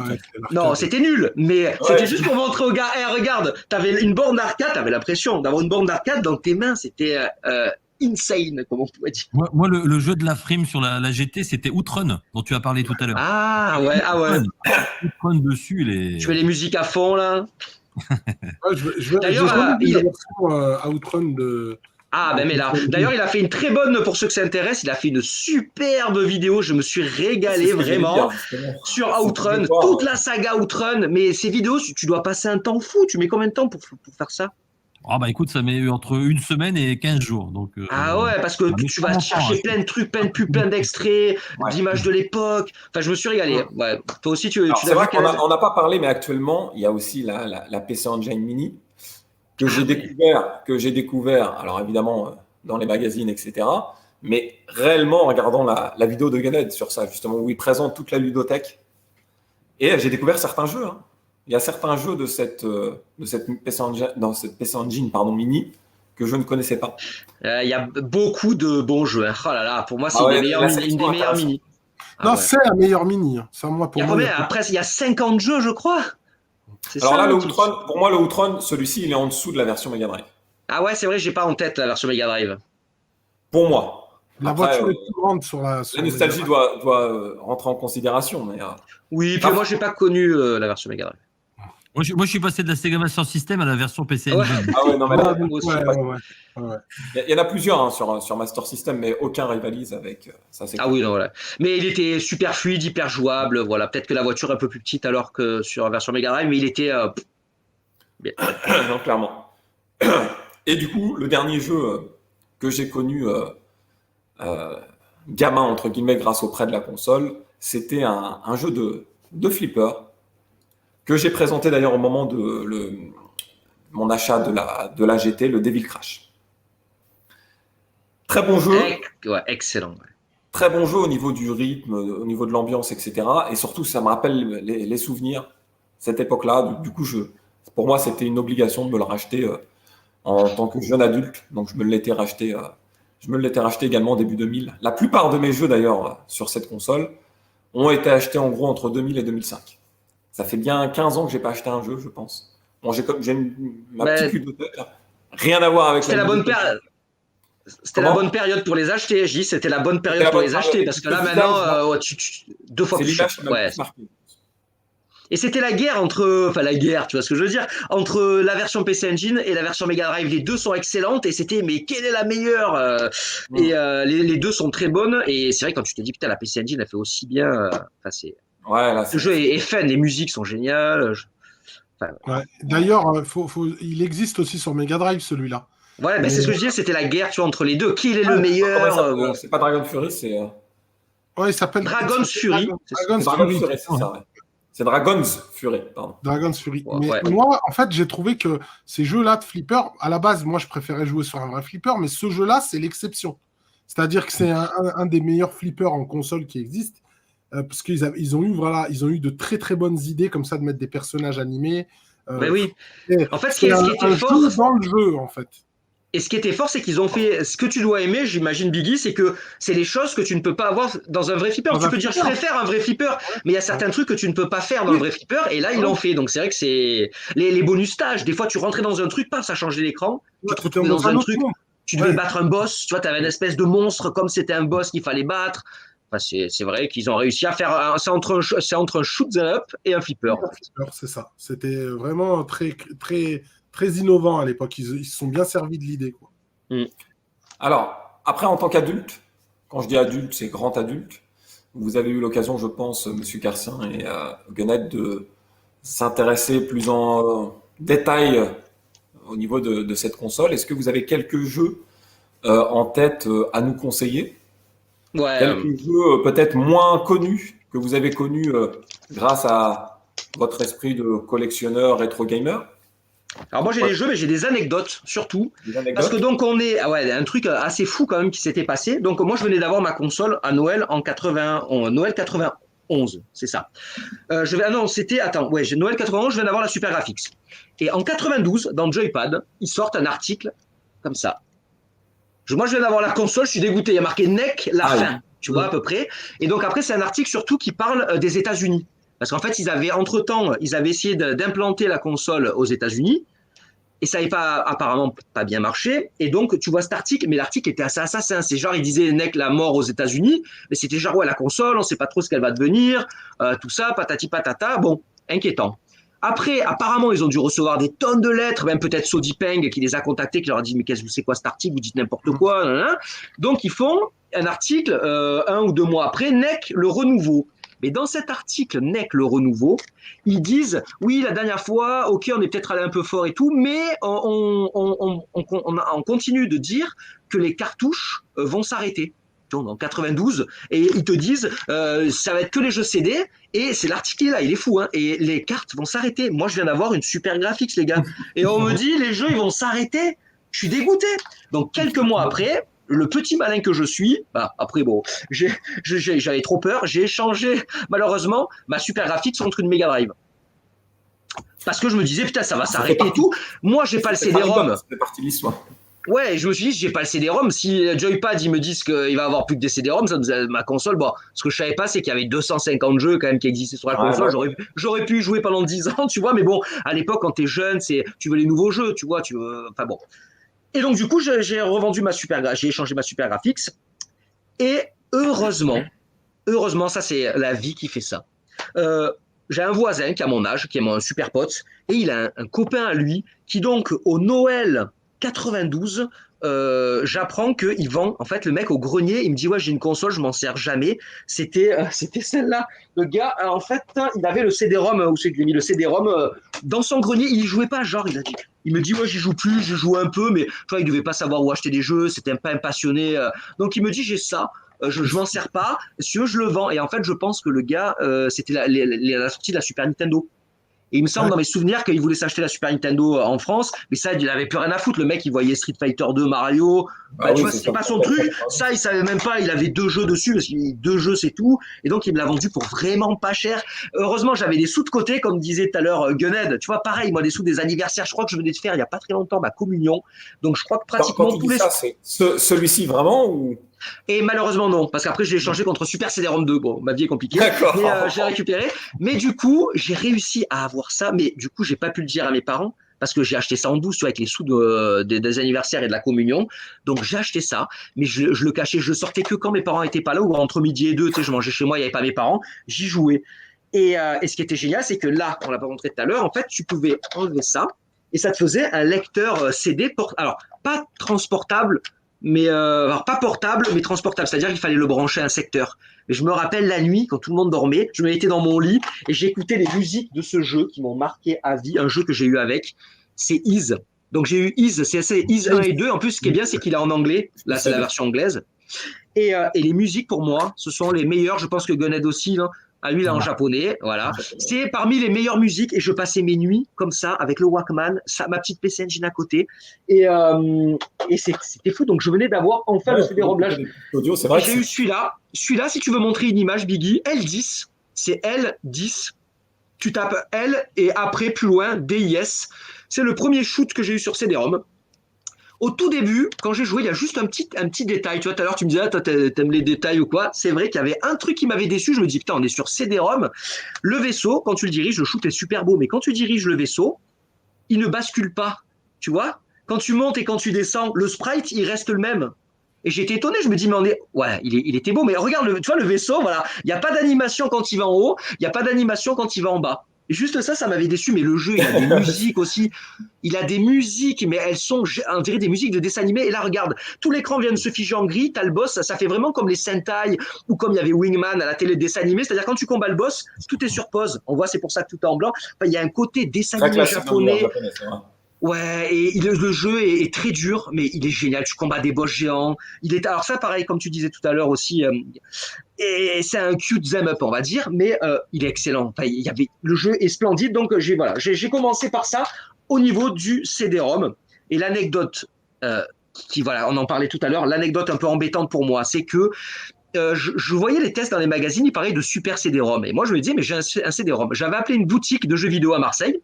Et je lui ai dit, pour jouer au jeu super CD-ROM, il y a besoin de quelque chose de particulier. Je peux y jouer sur ma console CD-ROM. Et là, je me rappelle, la dame, la gérante, elle m'a dit, oui, bah, si c'est la PC Engine, oui, vous pouvez jouer, il n'y a pas de problème. Moi, je me dis, OK, pas de souci. Donc, quelques temps après, je me commande en fait, à l'époque, il n'y avait pas d'Internet. On commandait à la fin des magazines, il y avait des petites annonces. Et je pense qu'il y a eu beaucoup de contacts qui se sont faits comme ça. Donc, je commande les jeux les mieux notés. Moi, j'étais fan des Shoot 'em Up. Je commande les jeux les mieux notés dans les magazines, c'est-à-dire Gate of Thunder, qui est, voilà, bon, on va pas en parler 2 heures, qui est un chef-d'œuvre du Shoot 'em Up. Moi qui étais fan de Thunder Force 3, ça, c'est un peu le Thunder Force 3 bis, on va dire, parce qu'il y a eu un 4, mais c'est un nouveau Thunder Force 3. Oh, il est à jouer, c'est réel. Les musiques, d'ailleurs, Gunhead, il m'a fait plaisir, il le sait pas, mais Gunhead a fait une vidéo sur mon bouquin. Et il a mis les musiques de Gate of Thunder. Et tu pouvais tuer les amis, tu savais pas, mais tu as mis ces musiques-là. Et moi, quand j'ai vu la vidéo il parlait de mon bouquin, il y avait Gate of Thunder, les musiques. C'était le meilleur truc qui m'arrivait dans ma vie, presque. Donc, Gate of Thunder, j'adore, on voit les hordes de vaisseaux ennemis derrière, là. Il est d'une fluidité incroyable. Les musiques, elles sont épiques, c'est du rock. Pas du hard rock. Ouais, si, c'est du hard rock. Ouais, c'est du hard rock à fond les ballons. Le premier niveau commence doucement. Là, au niveau des graphismes, tu peux te dire, c'est tout noir au fond. Bon, après, il y a des stages hyper variés. Bon, là, c'est tout noir au fond parce que tu as un vaisseau qui fait 10 écrans de large. Qui t'arrive dessus, voilà. Et donc, en fait, je m'achète ce jeu. Je m'achète Star Parodia, qui est un de mes shoots verticaux, cette fois-ci préférés. Je les mets dans ma console. Et là, je vois un petit bonhomme ou une petite animation et je comprends que ça marche pas. Après, j'enquête un peu, je me renseigne, et en fait, on me dit, mais non, ça ne marchera jamais, puisqu'il te faut le Super System Card. Et le Super System Card, il valait l'équivalent de 700 francs à l'époque. Tu vois, 700 francs, c'était le prix de Street Fighter 2 en France, non, quand il est sorti, un truc comme ça, je sais plus. 700 francs, c'était énorme. Et moi, le problème, c'est que j'avais mis tous mes sous. Moi, j'ai mis tous mes sous là-dedans. Donc c'était foutu, je pouvais pas acheter ça. Et donc j'ai dû attendre, j'avais récupéré ça, admettons, en début d'année, je sais pas, admettons, c'était vraiment, c'était à peu près pour mon anniversaire, je pense en avril, et j'ai pu avoir ça à Noël. Donc les gars, j'ai poncé les musiques et la notice, j'ai passé 8 mois, j'ai écouté les musiques, et ça tombe bien parce que vraiment, je vais vous dire, vous pouvez taper dans YouTube OST pour ceux qui n'ont pas les jeux Star Parodia, Gate of Thunder, je pense c'est parti. C'est 2 OST magnifiques et donc je les connaissais par cœur. Quand j'ai lancé les jeux, c'était ouf. Mais voilà, donc ça, PC Engine, tu vois, c'est vrai que souvent on dit oui, c'est pas très clair, il y a beaucoup de consoles. Ben là ouais, moi j'achète une console, je commande 2 jeux, je peux pas y jouer. Heureusement, il y avait des très bons jeux CD-ROM que je n'avais pas. Et donc, pour patienter, il y avait des jeux CD-ROM pas chers. Donc, j'ai pu, à l'époque, ça valait rien. Maintenant, il vaut plus de 100 €, je crois. Spriggan, je me suis procuré Spriggan qui valait vraiment rien. Je me suis procuré du Ping Pong World qui est Pong, qui valait rien. Ça, c'était un des jeux les moins chers. Vraiment, ça valait peut-être maintenant l'équivalent de 10 €, tu vois, à l'époque. Donc, je me suis acheté des petits jeux pas chers en attendant de pouvoir m'acheter le System Card et de jouer à Gate of Thunder et Star Parodia. Après, sur CD-ROM, il y a quelques jeux assez il y a Cobra, je crois, qui existe. Mais injouable pour nous, si on ne parle pas japonais. Injouable pour voilà, il y a certains jeux qui sont vraiment japonais dans leur univers. Mais bon, on a quand même la chance d'avoir cette ludothèque. Spriggan, il le montre parce qu'il le sait peut-être. Hein, il le sait que c'est un des meilleurs shoots verticaux de la console. Donc j'ai rien dit, il a montré. Ce jeu-là, c'est un de mes shoots verticaux préférés, parmi mes shoots verticaux préférés, toutes machines confondues. J'ai eu ça, c'était ma tête, elle a vrillé. Il y a un niveau où il y a de la lave, qui est magnifique, le boss. Si vous voyez le boss du niveau où il y a la lave, j'étais chez moi, je me disais, mais on dirait un sprite Neo Geo. Si vous le regardez là maintenant, encore, vous allez voir, on dirait un sprite Neo Geo. C'était beau, c'était fluide. Le jeu, j'adore parce que c'est du médiéval fantastique. Comment on pourrait dire, techno médiéval fantastique, c'est ouf. C'est un mélange de technologie et d'armure. Et c'est le système d'armes le plus fou au monde. Je ne sais pas si vous le connaissez, le système d'armes. Il est fou. En fait, tu as 3 boules de couleurs et selon les boules, tu as plein de couleurs. Tu vas avoir peut-être 4 ou 5 couleurs. Tu as 3 emplacements pour mettre les boules de couleurs que tu ramasses et selon les codes couleurs que tu fais, ça fait une arme différente. Il doit y avoir peut-être 20 armes différentes, 20 ou 30 armes différentes. Si tu mets exactement 2 jaunes, un rouge, ça fera pas pareil que un jaune, un rouge, un jaune. Vert, enfin, et ce qui est génial, c'est que tu peux te débarrasser de ces options que tu as récupérées, ça fait des méga bombes. Donc quand tu te dis, mince, j'ai jaune, rouge, jaune, ça me va pas, tu lâches une méga bombe, bam, et tu récupères une autre couleur. Voilà, ce jeu est pour moi un chef-d'œuvre de la console. Pour moi, quand j'entends shoot 'em up, franchement, je pense à cette console en priorité. Saturn Jap et cette console. C'est les 2 consoles qui m'ont vraiment marqué en termes de shoot 'em up. Des shoot 'em up mignons, des shoot 'em up sérieux, il y a de tout. En fait, on est vraiment bien loti avec cette console. Ah ouais. Gunhead, est-ce que tu as 2-3 jeux peut-être qui sortent un petit peu de l'ordinaire je vais rebondir un petit peu sur ce que dit M. Garcin parce que Spriggan, c'est un petit peu la suite spirituelle de Gunhead. Quand Gunhead est sorti, faut se remettre dans le contexte de l'époque. Hein, je veux dire, les jeux. Moi, j'avais Power Strike sur Sega Master System. Master System, oui. Je l'avais aussi, il était dur. Hein. Oh là là. Et Gunhead, ouais, à l'Est, ouais. Et Gunhead, ça a été fait par compile. Ouais. Donc, pour le compte du Sunsoft. Mais quand j'ai vu la différence, c'est-à-dire là, tu as des digits vocales toutes les 5 secondes. Chaque fois que tu prends un item, paf, tu as une digit vocale. Et surtout, non seulement tu as un scrolling vertical complètement fou, mais en plus, tu as aussi un mini-scrolling horizontal qui te permet parfois de te sortir d'une situation difficile quand tu reçois des tonnes de boulettes. Donc, moi, j'avais été impressionné par Spriggan parce que, comme l'a dit M. Garcin, c'était un simple jeu CD-ROM. Et tu te disais, mais vraiment, les gars, ils l'ont optimisé aux petits oignons. Enfin, c'était fantastique. Oui, c'était pas dès le super, départ, CD-ROM. Moi, dès le premier niveau, tu vois les petits bonhommes qui courent. Parce que tu survoles le château et tu les vois courir et tout. Et ça, c'est le souci du détail qui fait plaisir. Parce que quand tu es passionné, c'est des petits détails anodins, mais qui sont complètement dingues. Et donc, moi, alors pour l'anecdote, effectivement, j'avais eu la PC Engine blanche et je voulais le CD-ROM. Donc, je l'ai eu l'été, puisqu'en fait, au mois de juillet, j'ai bossé dans une halle aux chaussures. Je ne sais pas si ça existe encore comme magasin, mais voilà, ils recherchaient des saisonniers. Et puis moi, j'avais travaillé tout le mois de juillet pour pouvoir m'acheter le CD-ROM et ainsi compléter ma PC Engine, parce que ça coûtait 3 990 francs. C'était vraiment hors de prix. Et le premier jeu, donc, il y a eu Is dont parle M. Garcin. Pour dire, je crois que la PCFX valait 3 990 francs. Voilà, regarde. Ouais. C'est ça. 3 990 francs. Ça, c'était les pubs du distributeur officiel de la PC Engine. Ça, c'était après, mais au tout début, quand tu voulais avoir l'option CD-ROM en plus de ta PC Engine, il fallait mettre une sacrée somme. Alors donc, il était livré avec un jeu qui s'appelle Red Alert. Red Alert, c'est une sorte de Rambo. Avec une alors Is, là il montre les images de Is, regarde. Oui, c'est vrai que moi, c'est vraiment, Is il est fou parce que l'ambiance musicale, Gunhead, je suis sûr que tu iras dans mon sens, tu avais une ambiance musicale qui était tellement presque orchestrale, qui était magnifique, elle transcendait les graphismes qui peuvent paraître minimalistes, qui sont pas la force du jeu, les graphismes de Is, mais l'aventure et les musiques, quand tu rentrais dans les donjons, tu avais une musique, C'était un film. En fait, du coup, ils avaient réussi, voilà, avec le CD, à faire des musiques de films sur un jeu, quoi. Bah, Faut savoir c'était l'un de mes jeux préférés sur Sega Master System. Ouais, voilà, il était sur Sega Master System. Voilà. Alors, Moi, j'adorais voilà. la version Master System, donc je l'ai acheté. En quelque part, je m'en fichais un petit peu qu'il soit en japonais, puisque j'avais déjà joué à la version Master System. Mais je me suis pris une claque monumentale, parce que là, tu avais vraiment du dessin animé. Là, ils ont vraiment fait du service. L'intro j'allais dire, l'intro est le magnifique.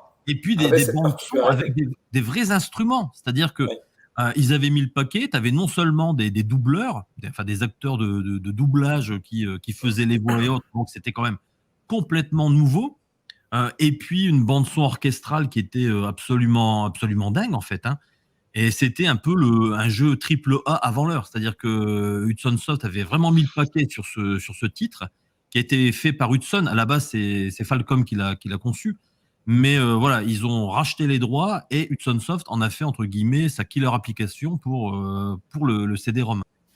Et donc voilà, quand tu reçois ce titre sur CD-ROM avec une bande-son absolument fabuleuse, et c'est vrai, je rejoins Monsieur Garcin, ça n'a pas vieilli. Et vous l'écoutez encore maintenant, je veux dire, les mélodies sont superbes, elles sont entraînantes, on voit qu'il y a du travail derrière en termes de composition et autres. Puisqu'en fait, ils ont tout réarrangé par rapport aux petites musiques qui existaient sur le MSX, parce qu'à la base, c'est quand même un jeu MSX. Et donc voilà. Donc oui, j'ai eu ces deux jeux-là. Red Alert, qui est Ah ouais, Red Alert. voilà, j'avais adoré Bloody Wolf. Et t'avais pas été déçu, toi, du coup? Parce que ça m'intéresse de savoir. Moi, quand j'ai découvert après Bloody Wolf ce jeu, et je préférais Bloody Wolf. Je le trouvais plus nerveux, ou plus, je sais pas. Ouais, je suis d'accord avec toi. Hein, le Toi aussi? le seul attrait, ce sont les musiques CD et puis les petits dessins animés intermédiaires, où là, tu vois effectivement que tu es sur CD-ROM. Mais ouais, en termes de fun, Bloody Wolf était beaucoup mieux. Ken là derrière. Pardon? De quoi? On a recru Ken derrière, Ken le survivant. Ah ouais? C'était un peu. C'est vrai, c'est vrai. En fait, tu sens, lui, je crois, peut-être Guenette, tu peux confirmer, je crois, c'est vraiment un des premiers jeux CD-ROM. Il fait partie des 10 premiers jeux CD-ROM, non, celui-ci, il me semble. Voilà, et c'était entre guillemets, l'avantage de la PC Engine, c'est qu'elle a permis l'émergence de plein de nouveaux éditeurs. Tu montrais L10 tout à l'heure, c'est un titre de NCS Masaya. Et ça, c'était Masaya, ouais. Voilà. Ils ont fait Ginoog sur Mega Drive. Voilà, c'était des petits éditeurs qui étaient refoulés sur Famicom, parce qu'en fait, pour Famicom, il fallait payer les cartouches d'avance, etc., etc. Enfin, c'était compliqué pour un petit éditeur. Et donc, NEC a vraiment, entre guillemets, on va pas dire favoriser la scène AD, mais voilà, ceux qui n'avaient pas forcément de gros moyens, arrivaient sur PC Engine. Et donc, Red Alert, c'est un jeu CD Soft qui, voilà, c'est pas un éditeur entre guillemets super connu, mais ensuite ils se sont rapprochés de Telenet Japan qui a fait la série des Valis. Et les Valis, ça a été, alors moi j'ai eu le Valis 3 qui était absolument dingue aussi, parce que quand tu voyais les tests dans les magazines spécialisés de l'époque, c'est ce qui te donnait envie d'en savoir plus sur tel ou tel titre. Et moi, je me souviens des tests de GM Destroy, d'Alain Huyglacourt, enfin tous les journalistes de l'époque. Quand ils parlaient de Valis 3, je me suis dit, ça aussi, c'est un titre qu'il va falloir que je me procure, parce qu'il a l'air absolument génial. Et en fait, le pitch est délirant. Hein. C'est une jeune fille voilà, qui d'un seul coup se transforme, et puis elle part affronter les méchants. Les démons. Valis, c'est incroyable, et c'est sorti sur d'autres consoles. C'est sorti sur MSX à la base.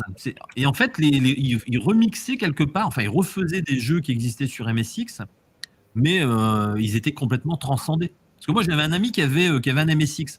Donc, il me conseillait certains titres en me disant, tiens, regarde, ça, c'est Valis, tu vois, c'est pas mal. Golvelius, je l'avais déjà découvert sur MSX avant de le connaître sur Sega Master System. Et à chaque fois, il y avait un fossé technologique. Ah, il y a une pub, mince. Parce que, en fait, après, si on doit donner des conseils, entre guillemets, à ceux qui voudraient découvrir la PC Engine, c'est vrai que je vous rejoins sur la PC Engine Mini, parce qu'il y a des jeux qui sont... la sélection est très très bonne. Bicam disait tout à l'heure que c'était la meilleure Mini.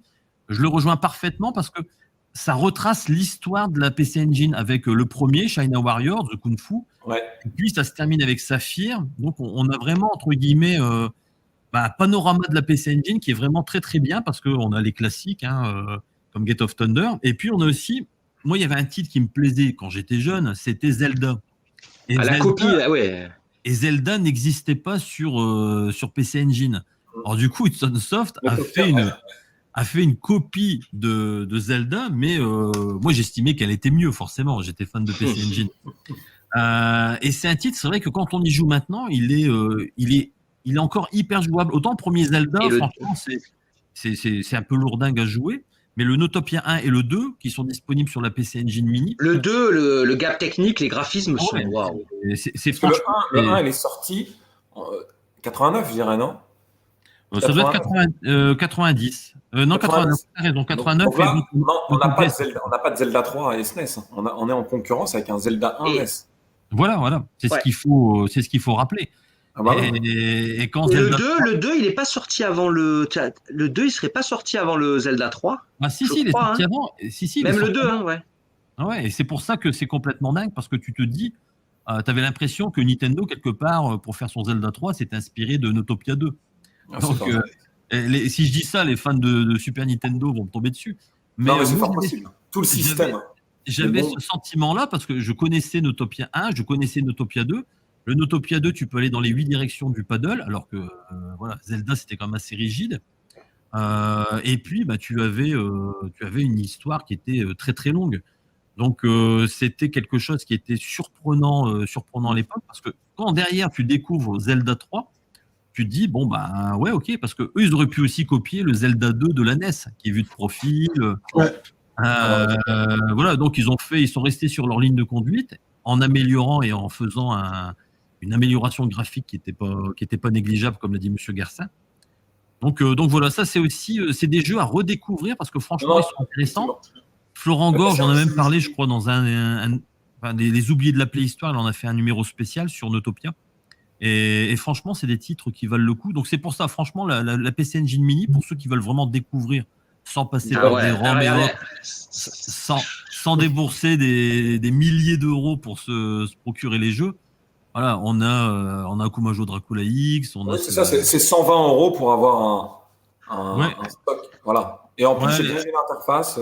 Elle a même baissé, elle a 90 € maintenant sur Amazon, puisque Amazon a l'exclusivité de la vente. Donc, malheureusement, mais bon. Voilà, ils l'ont baissé récemment, je crois, j'ai vu ça. D'accord. Et là, j'ai trouvé un truc, alors on parlait de Spriggan. On parlait de Spriggan, et pour vous montrer que c'est vrai qu'elle était distribuée, mais alors pas un peu à l'arrache en fait en France. Là, par exemple, la notice française, je l'ai trouvée dedans parce que c'est une version française de Spriggan. Donc tu vois, c'est une photocopie. Ils avaient marqué notice en français et t'as une photocopie, voilà. Ah, c'est marrant. Alors, voilà, j'ai l'édition française. J'ai l'édition française de Spriggan. Bon, moi, j'ai quelques notices aussi, une notice de console en français qui est un petit feuillet en fait. Ouais, et ça c'est génial quand tu l'as. Je suis toujours content. D'ailleurs, je sais pas si tu te rappelles, Bicam, quand j'ai acheté à Lyon avec toi le Gunhead, je l'ouvre, pas le Gunhead, le Grand Zort. Je l'ouvre et il y avait la notice en français dedans. C'est la surprise, tu vois. Bon. C'est vrai qu'on a parlé tout à l'heure de Sony Peng, mais on n'a pas donné davantage d'informations. Oui, bon. C'est qu'ils ont essayé de faire en sorte que le marché fonctionne en France. Ça a fait faillite assez rapidement, mais bon, ils ont quand même perduré plus de 3 ans.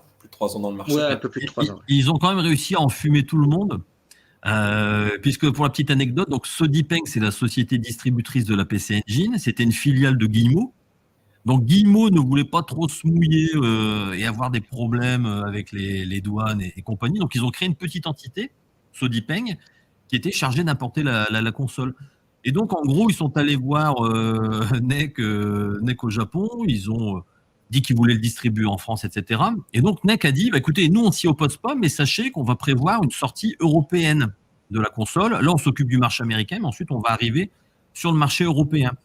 Il y a d'ailleurs quelques exemplaires de TurboGrafx 16 PAL qui existent, qui ont été, entre guillemets, commercialisés en Angleterre. Donc ça, c'est pour la petite anecdote. Il y a eu des TurboGrafx 16 PAL. Et c'était, entre guillemets, marché américain, entre guillemets, aller superviser le marché européen. Donc NEC leur dit simplement ça. Et eux sont revenus en France en disant, ça y est, on a un accord officiel de distribution de la PC Engine en France, ce qui fait qu'ils ont coupé l'herbe sous le pied à Coconut, dont on montrait tout à l'heure M. Garcin les publicités, à Shoot Again et tout. Et alors tous les autres se sont un petit peu interrogés là-dessus. Et Sodipeng a utilisé entre guillemets le réseau de Guillemot, parce que Guillemot, avant avant de se lancer avec Ubisoft et autres, et puis d'en avoir son activité principale, Guillemot International, c'était un grossiste en jeux vidéo, comme Inelec Multimédia et d'autres, comme Big Ben Interactive à l'époque, et distribuer des jeux. Donc, ils ont profité du réseau de distribution de Guillemot pour mettre des PC Engine, enfin des corps graphiques, dans les supermarchés. Alors, Auchan, Carrefour, Leclerc. Ouais, moi, à Auchan, je me rappelle. Des fois, ils collaient simplement sur les boîtes une petite étiquette où c'est écrit en français. Voilà. On parlait d'un petit feuillet. C'est très léger quand même. Et ça, c'était le Jacques Toubon, qui était ministre à l'époque, qui voulait, entre guillemets, lutter contre tous les termes anglais, etc. Et il fallait effectivement franciser au maximum tout ce qui était jeux vidéo et autres. Donc, on a eu comme ça des obligations légales de mettre effectivement des titres en français, des choses comme ça, enfin des notices aussi en français, parce qu'on n'a pas le droit de vendre des jeux entièrement en anglais. Alors là, c'était la double peine pour beaucoup de jeunes, parce qu'en fait, ils achetaient des jeux, non seulement ils n'étaient pas en anglais, mais en plus, ils étaient en japonais, donc ils comprenaient absolument rien. Et donc, voilà, il y a eu quand même au niveau du service après-vente de Sodipeng des grosses surprises, parce que les gamins qui achetaient ça sans connaître vraiment, entre guillemets, la console, mais simplement parce qu'ils en avaient entendu parler, donc ils achetaient l'accord graphics en grande surface, et quand ils achetaient certains jeux, ils disaient pourquoi c'est en japonais, c'est même pas en anglais, comme sur une NES ou sur une Sega Master System. Et les notices, effectivement, les notices étaient faites à l'arrache, une simple. Ah oui, c'est à l'arrache. Et puis, ce qui est dommage, c'est qu'ils collaient un gros sticker sur les boîtiers. Voilà, avec le titre. Avec le titre, c'est ça, ouais. Le titre du jeu, pour faciliter le référencement dans les grandes surfaces, quoi. Donc voilà, et après, effectivement, ils ont vite arrêté. Donc, je crois que c'était fin 93, début 94. Fin 93, c'est ça. Voilà, où ils ont cessé leur activité, puis chacun est parti. Ils ont fait faillite aussi. Ils ont arrêté, mais en faisant une semi-faillite. En faisant une recherche sur société.com, je suis retombé sur Sodipeng. Donc la société existe toujours. Voilà, donc en fait, Guillemot, je l'avais raconté dans une de mes vidéos, justement sur le catalogue Sodipeng. Ouais, parce que j'ai fait une vidéo sur le catalogue Sodipeng, et quand tu tapes société.com. Ouais, ça là, non, pas ça. Si, j'ai fait une vidéo. Ça, c'est. Je suis tellement content de l'avoir. Ça, je l'avais récupéré dans les Virgin Megastore à l'époque. Tu avais ça. Et il y avait celui-là qui est magnifique. Regarde ça. Attends. Ah, il est beau. Tu vois, il y a tous les jeux. Ouais. Attendez, je le mets. Ouais, voilà. Et en fait, ça, je l'avais récupéré au Virgin Megastore. Ouais. Excusez-moi si j'en profitais pour le montrer comme ça. Non, mais c'est bien, parce que tu illustres les propos. Oui, voilà. Très bien. Et donc, non, c'était excellent. Et Sodipeng, oui, alors tu avais un service Minitel, 3615 Sodipeng. Enfin voilà, ils avaient fait les choses comme si c'était Nintendo ou Sega. On avait vraiment une grosse société. Voilà, le 3615 Sodipeng. Et donc, ça me faisait baver. Alors aussi surprenant que ça puisse paraître, Sodipeng finalement existe encore en tant que société satellite de Guillemot. Alors je ne sais pas à quoi elle leur sert, mais elle n'a jamais été dissoute officiellement, et le personnel en fait ensuite été recasé un petit peu dans les autres activités du groupe. Et certains sont c'est vrai qu'on n'en a plus entendu vraiment parler. Du coup, je pensais que c'était vraiment une faillite. Donc, au début, ils devaient s'en servir parce que Guillemot importait la Neo Geo en France. Donc à un moment donné, une partie du staff qui a bossé sur l'importation de la Neo Geo, parce que Guillemot avait a œuvré énormément pour l'importation de la Neo Geo en France. Donc une partie du staff a rejoint entre guillemets ceux qui bossaient sur l'importation des titres Neo Geo. Et puis ça a perduré jusqu'à la Neo Geo CD et autres. Mais voilà un petit peu pour l'anecdote. On va dire avant la Neo Geo, ils se sont guéris avec la PC Engine. Alors, pour rebondir, parce qu'on parlait de jeux à support CD, moi, il y a un jeu qui m'a marqué. Alors, ça sera mon dernier jeu, en tout cas, on va dire de l'ère que j'ai connu entre 2000 et 2005, qui m'a vraiment marqué, c'est le Dracula X. Alors, c'est le dernier pour moi, c'est l'arrivée de Richter Belmont. Et pour moi, c'est le dernier Castlevania plateforme action, avant de passer à l'ère des Castlevania type RPG. D'ailleurs, il y a une vraie transition entre la fin de ce Castlevania et le début du Symphony of the Night. Ce jeu, franchement, l'intro de ce jeu, je pense que vous vous en souvenez. Ouais, en Ah, allemand. En allemand, En c'était allemand. incroyable. C'est incroyable. C'était vraiment incroyable. C'est une ambiance qui, moi, elle me donnait un peu la chair de poule. Enfin, c'était ouf. Et il est dans la mini. Et il est dans la mini. Mais oui, c'est ça. C'est Oui, et ça. puis La mini, à on l'époque, est en train de faire de la pub pour la mini, là. Mais Ouais. Et les je remixes valide, des en fait. morceaux, les remixes des thèmes qu'on connaît là dans cette version, pouah, ça Mais me oui. donne presque les frissons là. De toute façon, allez voir la vidéo de Gunhead qu'il a fait. Justement, il présente tous les titres. Alors, c'est une longue vidéo, elle dure 2 heures, je crois, à peu près. Il présente tous les titres de la mini, mais ça permet en tout cas, ça m'a permis de voir le catalogue. En plus, il place une petite histoire, une petite anecdote, il raconte un peu le jeu, etc. Et moi, ça m'a fait découvrir des jeux. Et c'est là que je me suis rendu compte que le catalogue proposé, bah, ils sont pas foutus de notre gueule. Ah non, ils sont pas Excusez-moi le foutus de terme. notre gueule, c'est Ils clair, sont vraiment pas moqués de nous. c'est clair. Et là, si tu me dis qu'elle est à 90 € actuellement, Ouais, on va tous se laisser tenter. Moi, je pense que j'avais attendu je crois que longtemps. ce soir tu commandes là. Non, mais Monsieur Garcin, il s'en rappelle parce qu'il était tenté de la prendre quand il était à Lyon, mais elle était plus chère. Et du coup, Ah, il c'était a dit 120 ben, balles. à l'occasion, mais là, au prix, il faut pas. À mon avis, il faut pas Moi, je hésiter. pense que je vais me la prendre, clairement. Ça fait longtemps que je me tâte.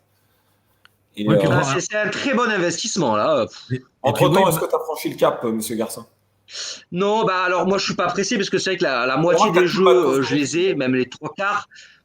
Ouais, mais voilà, moi ce que surtout aussi je la voulais pour quand je vais voir mes petits neveux qui sont fans de rétro gaming, quand j'amène, tu vois, je vais pas amener à l'autre bout de la France ma console. En plus, les parents ils ont plus de télé de Péritel, donc là c'est parfait. Je voulais aussi la prendre déjà pour l'avoir parce qu'il y a quelques jeux que j'ai pas, et aussi pour pouvoir aller faire jouer mes petits neveux facilement. Donc je la prendrai. Je suis pas pressé du tout. C'est pour ça que quand je l'ai vue à 120, je sais qu'elle avait déjà été moins chère sur internet. Je me suis dit, je vais attendre dans les 80-90 euros, je la prends quoi. Bah là, apparemment, elle y est.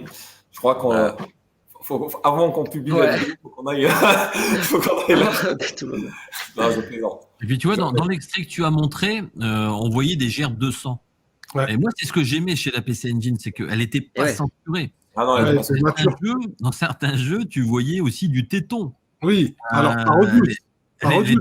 Ouais, et oui, même les Dragon Knight, les jeux, les Ranma ennemis qui étaient sur PC Sur Engine. CD-ROM, c'est vrai qu'on était, Voilà, et donc c'était aussi une console qui était voilà, avant que la Mega Drive ne devienne la console rebelle, la PC Engine pour sur moi Super Nintendo, quand même, c'était la j'avoue que sur console. Super Nintendo, on a été censuré dans tous les sens. Ouais, c'était la transgression parce que tu avais des vrais gerbes 200. Là, tu le vois dans Castlevania, il y a des gerbes 200. En veux-tu, en voilà. Mais sur les autres machines, c'est vrai que c'était très édulcoré et on avait ce décalage-là entre guillemets. Il y a les consoles pour les enfants, pour entre guillemets, et puis il y avait la console entre guillemets Pour les grands. plus Non, adulte. mais c'est vrai. C'est vrai. Et après, bah ouais, après il y a aussi eu la Neo Geo quand elle est arrivée, c'est pareil, c'était aussi un autre palier. Mais c'est une console vraiment de transition aussi en termes de génération. Tu parlais de transition sur Castlevania, alors que sur Super Nintendo, ils avaient un superbe reboot. Castlevania 4, c'était quand même un reboot de la première haute volée, version ouais. sublimée. C'était C'était génial, ouais. moi, j'en étais fan. Mais cette version PC Engine, elle était différente parce que tu avais un aspect aussi recherche, exploration qui était plus abouti. Les sauvegardes, ça nous sauvait la vie aussi, les sauvegardes Ah dans bah oui, Un deuxième personnage aussi. ça change de euh, façon. le pourcentage voilà, qui s'additionne, et puis le fait de jouer aussi avec, je sais plus son La prénom, petite- mais la petite fille, là, ouais. je sais Maria. plus si- Maria, ouais, voilà. Et là, tu redécouvrais ton jeu sous un autre angle. Moi, j'avais trouvé ça complètement dingue en disant, mais c'est fou qu'ils aient pensé à tout ça. Et j'ai regretté que Konami arrive tardivement sur la PC Engine parce qu'ils sont arrivés Tout à fait avec les d'accord. classiques, à fait Gradius, Parodius, voilà, ils ont pas pris de risque, hein, ils ont pas pris de risque. Et puis vers la fin, ils ont commencé à nous sortir des titres complètement hallucinants, dont celui-là qui est, voilà, c'est un ovni dans la ludothèque de la PC Engine parce que Clairement. il n'était pas prévu en fait, hein, on l'a pas vu arriver, puis d'un seul coup il a déboulé et là ça a été la Il a fait grande mal d'entrée, non, c'est vrai, c'est vrai. Tout à fait d'accord. Alors les amis, on a toujours pour habitude avec l'ami Biggie de poser une dernière question à nos invités. On va commencer par Monsieur Garcin. Si tu devais conseiller, alors on a parlé de la PC Engine Mini, ça je l'ai bien compris, c'est peut-être le conseil qu'on pourrait donner au grand public. Mais si on oublie, si on met ça vraiment en aparté, si tu devais conseiller aujourd'hui en tenant compte qu'on est en 2021, donc en tenant compte des tarifs, en tenant compte de tout, si tu devais conseiller à une personne qui vient de s'acheter la console 3 jeux, Qu'est-ce que tu Ah ouais, donnerais? alors malheureusement, j'ai pas tous les prix en tête. Mais moi, il y a un jeu, tout à l'heure, quand je vous ai expliqué que j'ai dû patienter avec des jeux CD-ROM parce que j'avais pas la super Oui. carte, il y a un jeu qui m'a marqué vraiment et que j'adore et que je conseillerais, parce que notamment, c'est un jeu de plateforme action, plus action que plateforme, on peut jouer à deux. C'est assez rare quand même. Les musiques font partie de mes musiques préférées. C'est Masaya, l'éditeur qui a fait L10, dont Ouais. Gunhead louait les mérites. On en C'est parle aussi, celui-là. vite fait, Masaya, Ah c'est ouais, ceux qui Masaya, sont derrière ça. les Néos. Hein. Ouais. Assault Suite, Ouais, Léos aussi, Asso Suite, Léos, là, c'est génial aussi. C'est ce jeu-là, mais je sais pas, j'ai peur qu'il soit cher maintenant, je sais pas. Je sais pas s'il est dans la mini, est-ce qu'il y est? Je sais pas s'il est dans la mini. Mais voilà, Shubibiman 3, Ouais, moi, ça me dit rien. il est, pardon? Je pense pas qu'il soit dans la Eh ben, mini. il est excellent. Il est vraiment excellent, il a des graphismes. Ah, je sais pas si Biggie, tu peux avoir une vidéo là, s'il te plaît. Shubibiman 3, c'est Je ne le connais pas. SOG S avec un S. Chut. Pardon? Je ne le connais pas. Ah, tu le connais pas? Non. Alors déjà, le 2. Alors, non, alors, enfin, excuse-moi, Gunhead, pas le 3. Le 3 n'est pas comme Megaman. Par contre, le 1 et le 2, oui. Voilà, pas le 3. Là, c'est le 3, mais le 1 et le 2, oh, mais c'est une copie de Megaman, mais sublime. Et en plus, il y a des phases shoot. Shubibiman 2, mais je l'adore trop. Les phases shoot and up, elles sont géniales. Bon, Donc, c'est là, une copie de Megaman. donc, Ça veut dire qu'il est sorti après le mais Megaman. pas le 3, le 1 et le 2. Shubiman 1 et 2, c'est des copies de Megaman, vraiment. Mais le 3, pas du tout. Le 3, on va dire, a sa propre expérience de jeu. C'est plus un action plateforme. On est plus avec une épée. Donc, tu vois, c'est différent de Megaman, même si on peut un peu tirer. Mais il a des super. Ça fait vraiment. Voilà. Moi, quand j'y jouais, quand j'y jouais, c'est la première fois que j'ai eu un sentiment. Je dis, mais c'est Super Nintendo. Il y a une patte. Je sais pas, il y a une patte Super Nintendo, je trouve. Il est génial, on peut jouer à deux. Et les musiques, Gunhead, je sais pas si tu les as en tête, c'est parmi mes musiques. Oh, il y a une ambiance, il y a plein de dessins animés. Ça vraiment, ça a exploité à fond le CD-ROM. Et c'est pas super CD-ROM, c'est CD-ROM. Tu as à chaque boss, ça s'arrête. Ça parle, tu as des super images. À chaque fin de niveau, tu as le scénario qui avance avec des magnifiques images un petit peu animées. Voilà, l'intro est sublime, le jeu est génial. Il a alors le seul petit défaut, on peut dire, c'est qu'il est. Ah, regardez ça comme c'est beau. Il y a plein de phases de jeux différentes. En fait, ça, pour moi, c'est un classique de la console, mais il est un peu trop. Ça a l'air. Voilà, et il est un peu trop. Des fois, tu es dans un robot. Et en fait, tu rentres dans un robot qui fait tout l'écran, qui est géant, et tu diriges un robot qui court comme ça.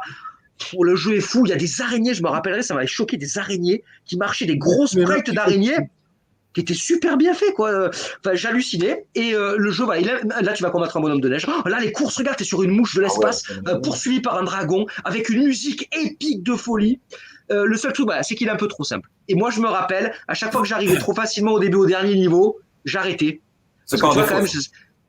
Ouais, c'est pas un défaut. Mais moi, à l'époque. On peut pas régler la difficulté. Non. Et à l'époque, j'avais pas trop souvent de jeux. Et tu vois, j'avais un jeu et au bout de 2-3 parties, je vois que j'arrivais presque à la fin. Donc j'ai arrêté la console. Tu vois, les premières parties, les 5-6 premières parties, j'ai pas voulu le finir. Je me le gardais.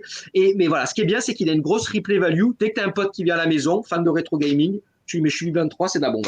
Non, mais effectivement, après, une belle découverte pour moi. Là, malheureusement, j'ai sélectionné que des jeux chers. Parce qu'il y a celui-là que j'adore. Donne 3 jeux que tu conseilles, tout simplement. Super Biggie, mon petit Biggie. Super, vas-y, tape Super Long Nose Goblin. Tu vas la voir. Et des graphismes de ce jeu, c'est en carte, c'est pas en CD-ROM. Super Long Nose Goblin. Nous, un extrait vite fait. C'est trop bien. Et il est sublime. C'est un shoot typiquement japonais avec des yokai. Regardez là, les espèces de petits. Attends, mais je vois pas. Des ratons laveurs là. Tu diriges une espèce d'esprit, un personnage tout gros comme ça avec le long nez. Il a un masque de kabuki ou de théâtre Eno. Et c'est Taito qui l'a fait, les gars. Et en plus, ce qui est fou, c'est que c'est Taito, et c'est rare, c'est une exclue d'un gros éditeur, une exclue pour la PC Engine. Il est que sur PC Engine, et je crois qu'il vaut un petit peu cher, mais regardez les graphismes, c'est beau, les musiques sont sublimes. Première génération. Ça n'a pas rendu ça. Exactement, c'est vrai que les montagnes, si j'avais jamais calculé, ça fait penser aux montagnes de Dragon Ball, t'as raison. Non, là, c'est un petit piège, là, tu peux prendre un bonus, mais tu peux tomber. Il est ouf.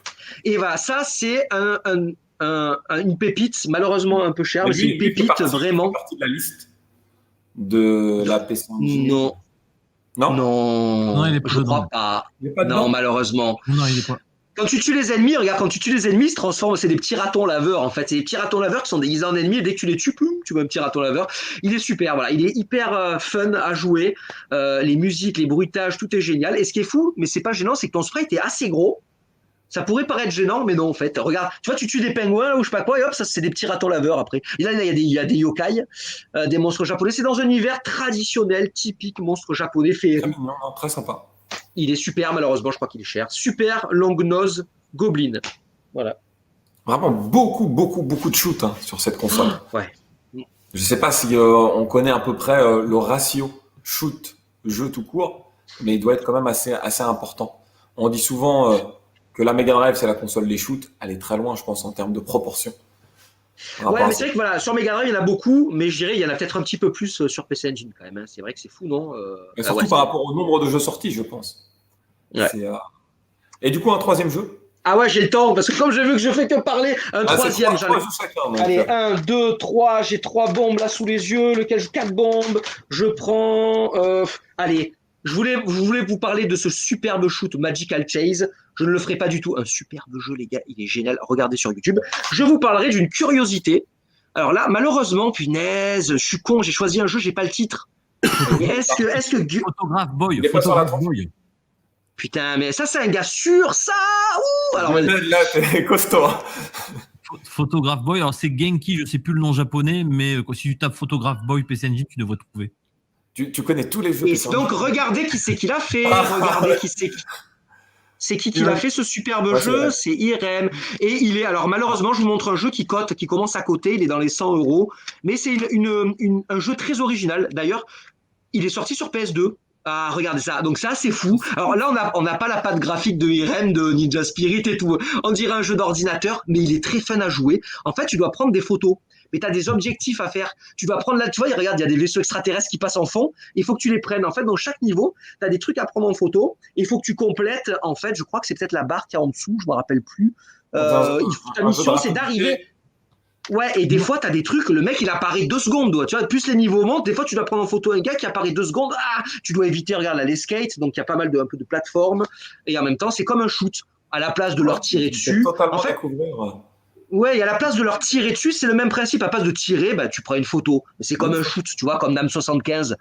Voilà. Et ce jeu est assez fou et il existe sur PS2. J'ai découvert il n'y a pas très longtemps. C'est une version. Non, c'est cartouche. Une carte. C'est voilà, hop, la petite carte. Et ça, voilà, j'ai voulu vous en parler parce que c'est une curiosité. Et en fait, je sais pas ce que les gens en pensent là en voyant ça vite fait, mais il est très très fun à jouer. Les niveaux sont très variés. Là, je vois derrière, il y a des niveaux à la plage. C'est hyper varié. Très drôle, varié. Je vous le conseille, c'est une belle curiosité. Je le conseille pour les porte-monnaies les plus larges ou simplement pour les utilisateurs d'émulateurs. Voilà. Ah bah, franchement, belle sélection. Parce que là, j'en ai appris pas mal. Hein, Biggie aussi, je pense. Là, chapeau. Eh ben, Lionel, à ton tour. 3 jeux. J'ai essayé de faire un mix selon les consignes qui ont été données. C'est-à-dire des jeux pas trop chers, pas non plus trop exotiques. Non, et puis absolument à faire, en fait. Voilà. Absolument à faire, on a parlé de Is. Il y a le 4e opus qui est absolument hallucinant. C'est-à-dire que c'est le même que le 1 et le 2. Alors le 3, je le déconseille parce qu'il est quand même très spécial. C'est vu de profil, c'est de l'action RPG, c'est un peu particulier. C'est un peu comme le Zelda 2, Link. Mais voilà, le 4, c'est un retour aux sources qui est absolument complètement dingue.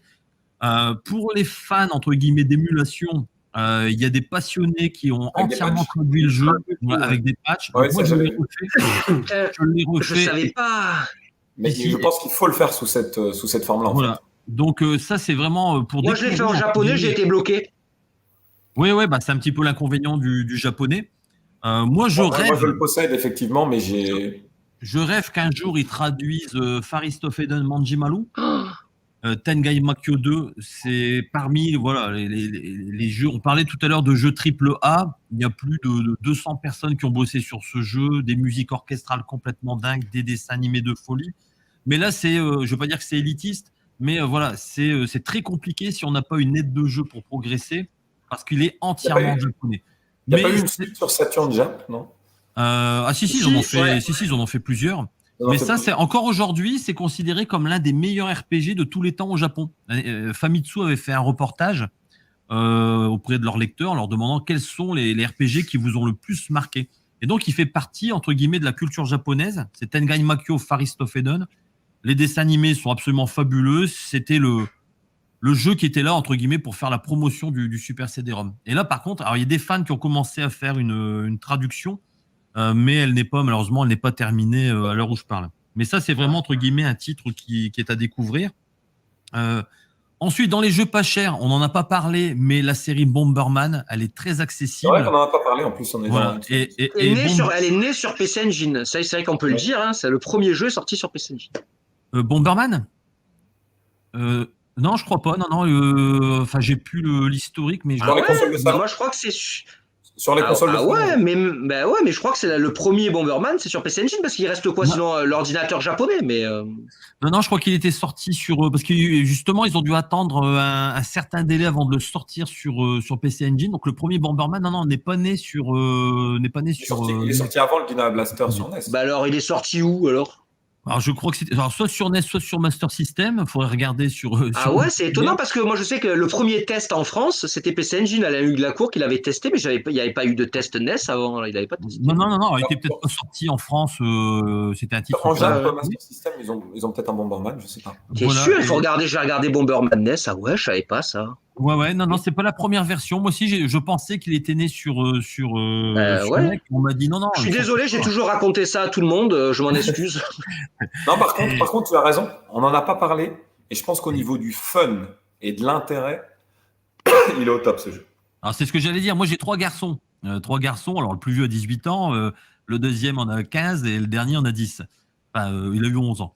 Je veux dire, les 2 derniers, quand ils viennent chez moi et puis que voilà, on a envie de jouer à un jeu rétro, tu mets un Bomberman et le plaisir est instantané. Donc voilà, c'était un jeu parce qu'on n'en a pas parlé, mais la PC Engine, on pouvait jouer jusqu'à 5 joueurs en simultané. Et Bomberman utilise justement les capacités du quintupleur. Donc déjà, une console qui permet de jouer à 5 exceptionnel. Mais déjà, voilà, quand tu as 3, 4 ou même si vous êtes qu'à 2, Bomberman, c'est du fun, du fun immédiat, du fun assuré. Et puis, alors les dernières versions, les 93, les 94, tout ça, sont meilleures parce que voilà, graphiquement, elles sont plus belles et autres. Mais voilà, on n'en a pas parlé. C'est vrai que c'est un titre qui mérite. T'as tout à fait raison. Après, Monsieur Garça en a parlé, mais moi j'ai vraiment un coup de cœur pour Star Parodier, qui est un shoot, c'est un shoot très mignon. Mais quelque part qui permet aussi de faire découvrir la PC Engine, puisqu'en fait on joue avec une PC Engine. Alors on peut aussi jouer avec le Star Soldier, on peut jouer aussi avec Bomberman, mais quand on joue avec la PC Engine, elle balance des U-cards, elle balance des CD-ROM, ses satellites, ce sont des manettes, et ça c'est vraiment très rigolo parce que c'est du fan service à outrance. Et voilà, quelqu'un qui veut découvrir la gamme PC Engine, c'est sympa. Tu peux diriger Bomberman aussi. Dans les personnages, tu as Bomberman dont on parlait. Et le truc que je voudrais dire, c'est vrai que si tu connais les shoots PC Engine, notamment et les jeux Hudson, si tu les connais, tu peux encore plus apprécier ce jeu parce qu'il y a plein de clins d'œil. Tu as des boss de Star Soldier qui sont de Super Star Soldier qui sont dedans. Voilà. À un moment, tu as un Bomberman en boss là que tu dois combattre en shoot à la façon de Bomberman. Enfin, il y a plein de. C'est vrai que si tu connais un peu l'univers des jeux Hudson, eh ben, le jeu est encore mieux, mais sinon, moi, c'est de mes shoots préférés. On parlait des jeux inaccessibles, etc., type Saphir, etc., d'un point de vue financier, mais il y a eu à un moment donné des copies, on va dire, je ne sais pas si c'est vraiment des copies de ces jeux qui ont été mis en place de manière presque officielle, non? Rockman, Saphir, ça vous dit rien, non? Ah oui, ça c'est, je ne sais plus, Mathias. Oui, ça doit être ça. Mathias, c'est un Allemand qui a fait une société qui s'appelle PC Works. PC Works, je cherchais le terme, PC Works. Et donc, il a fait des reproductions complètement parfaites. Des reproductions fidèles, voilà, c'est ça. Et donc, alors au début, il les vendait un petit peu sous le manteau sur eBay, ce qui fait qu'il a gagné beaucoup d'argent en vendant des saphirs ou des jeux très rares en les faisant passer pour des neufs. Ensuite, ça c'est vrai, un vrai connard, un vrai connard. Non mais tu te rends compte tous les gens qui ont acheté le saphir à 150 balles et c'est pas un vrai. Et puis en plus, alors comme les gens l'achètent sous blister, ils n'osent pas entre guillemets ouvrir et puis tout éplucher pour voir si c'est vraiment une copie ou pas. Donc ça crée un gros problème. Et il a fait ça avec beaucoup de jeux, avec des Dracula X. voilà dans la Castlevania. Et puis il a aussi un peu exploité la scène des passionnés qui avait effectivement adapté Mega Man sur PC Engine. C'est ça, Rockman. Voilà, donc lui il a repris la ROM et il en a fait un jeu à part entière. Pareil, il a fait ça aussi avec les Caravan Stage. Donc il a sorti Gunhead en. C'est un peu comme Limited Run d'aujourd'hui, en fait. Illégal. Illégal, ouais. Ouais, Illégal. donc voilà, les avis sont très partagés sur sa façon de faire. Après, bon, maintenant il a baissé ses prix. Ça reste un petit peu plus accessible. Mais maintenant il y a marqué PC, il y a marqué. Voilà. Avant c'était pas marqué, maintenant il le fait. Mais c'est trop tard. Si tu veux pas te racheter une conduite, enfin bon. Mais maintenant il le marque. Bon. Voilà. Après, sinon, pour un petit jeu qui est vraiment pas cher, on peut le trouver pour une bouchée de pain, mais qui était, moi, à l'époque m'a vraiment passionné, c'était JB Harold Murder Club. Alors, c'est un jeu qui paye pas de mine. Il était sorti sur les ordinateurs japonais. Et puis, donc, ce titre-là, c'est un titre entièrement en anglais. Entièrement en anglais, donc c'est assez rare pour le souligner. C'est un jeu japonais, mais en anglais. Et qui, avec des digitalisations en anglais aussi. Donc, ce qui fait que c'est franchement, c'est un beau jeu d'enquête. Et il est complètement méconnu. C'est un titre qui a marché qu'au Japon.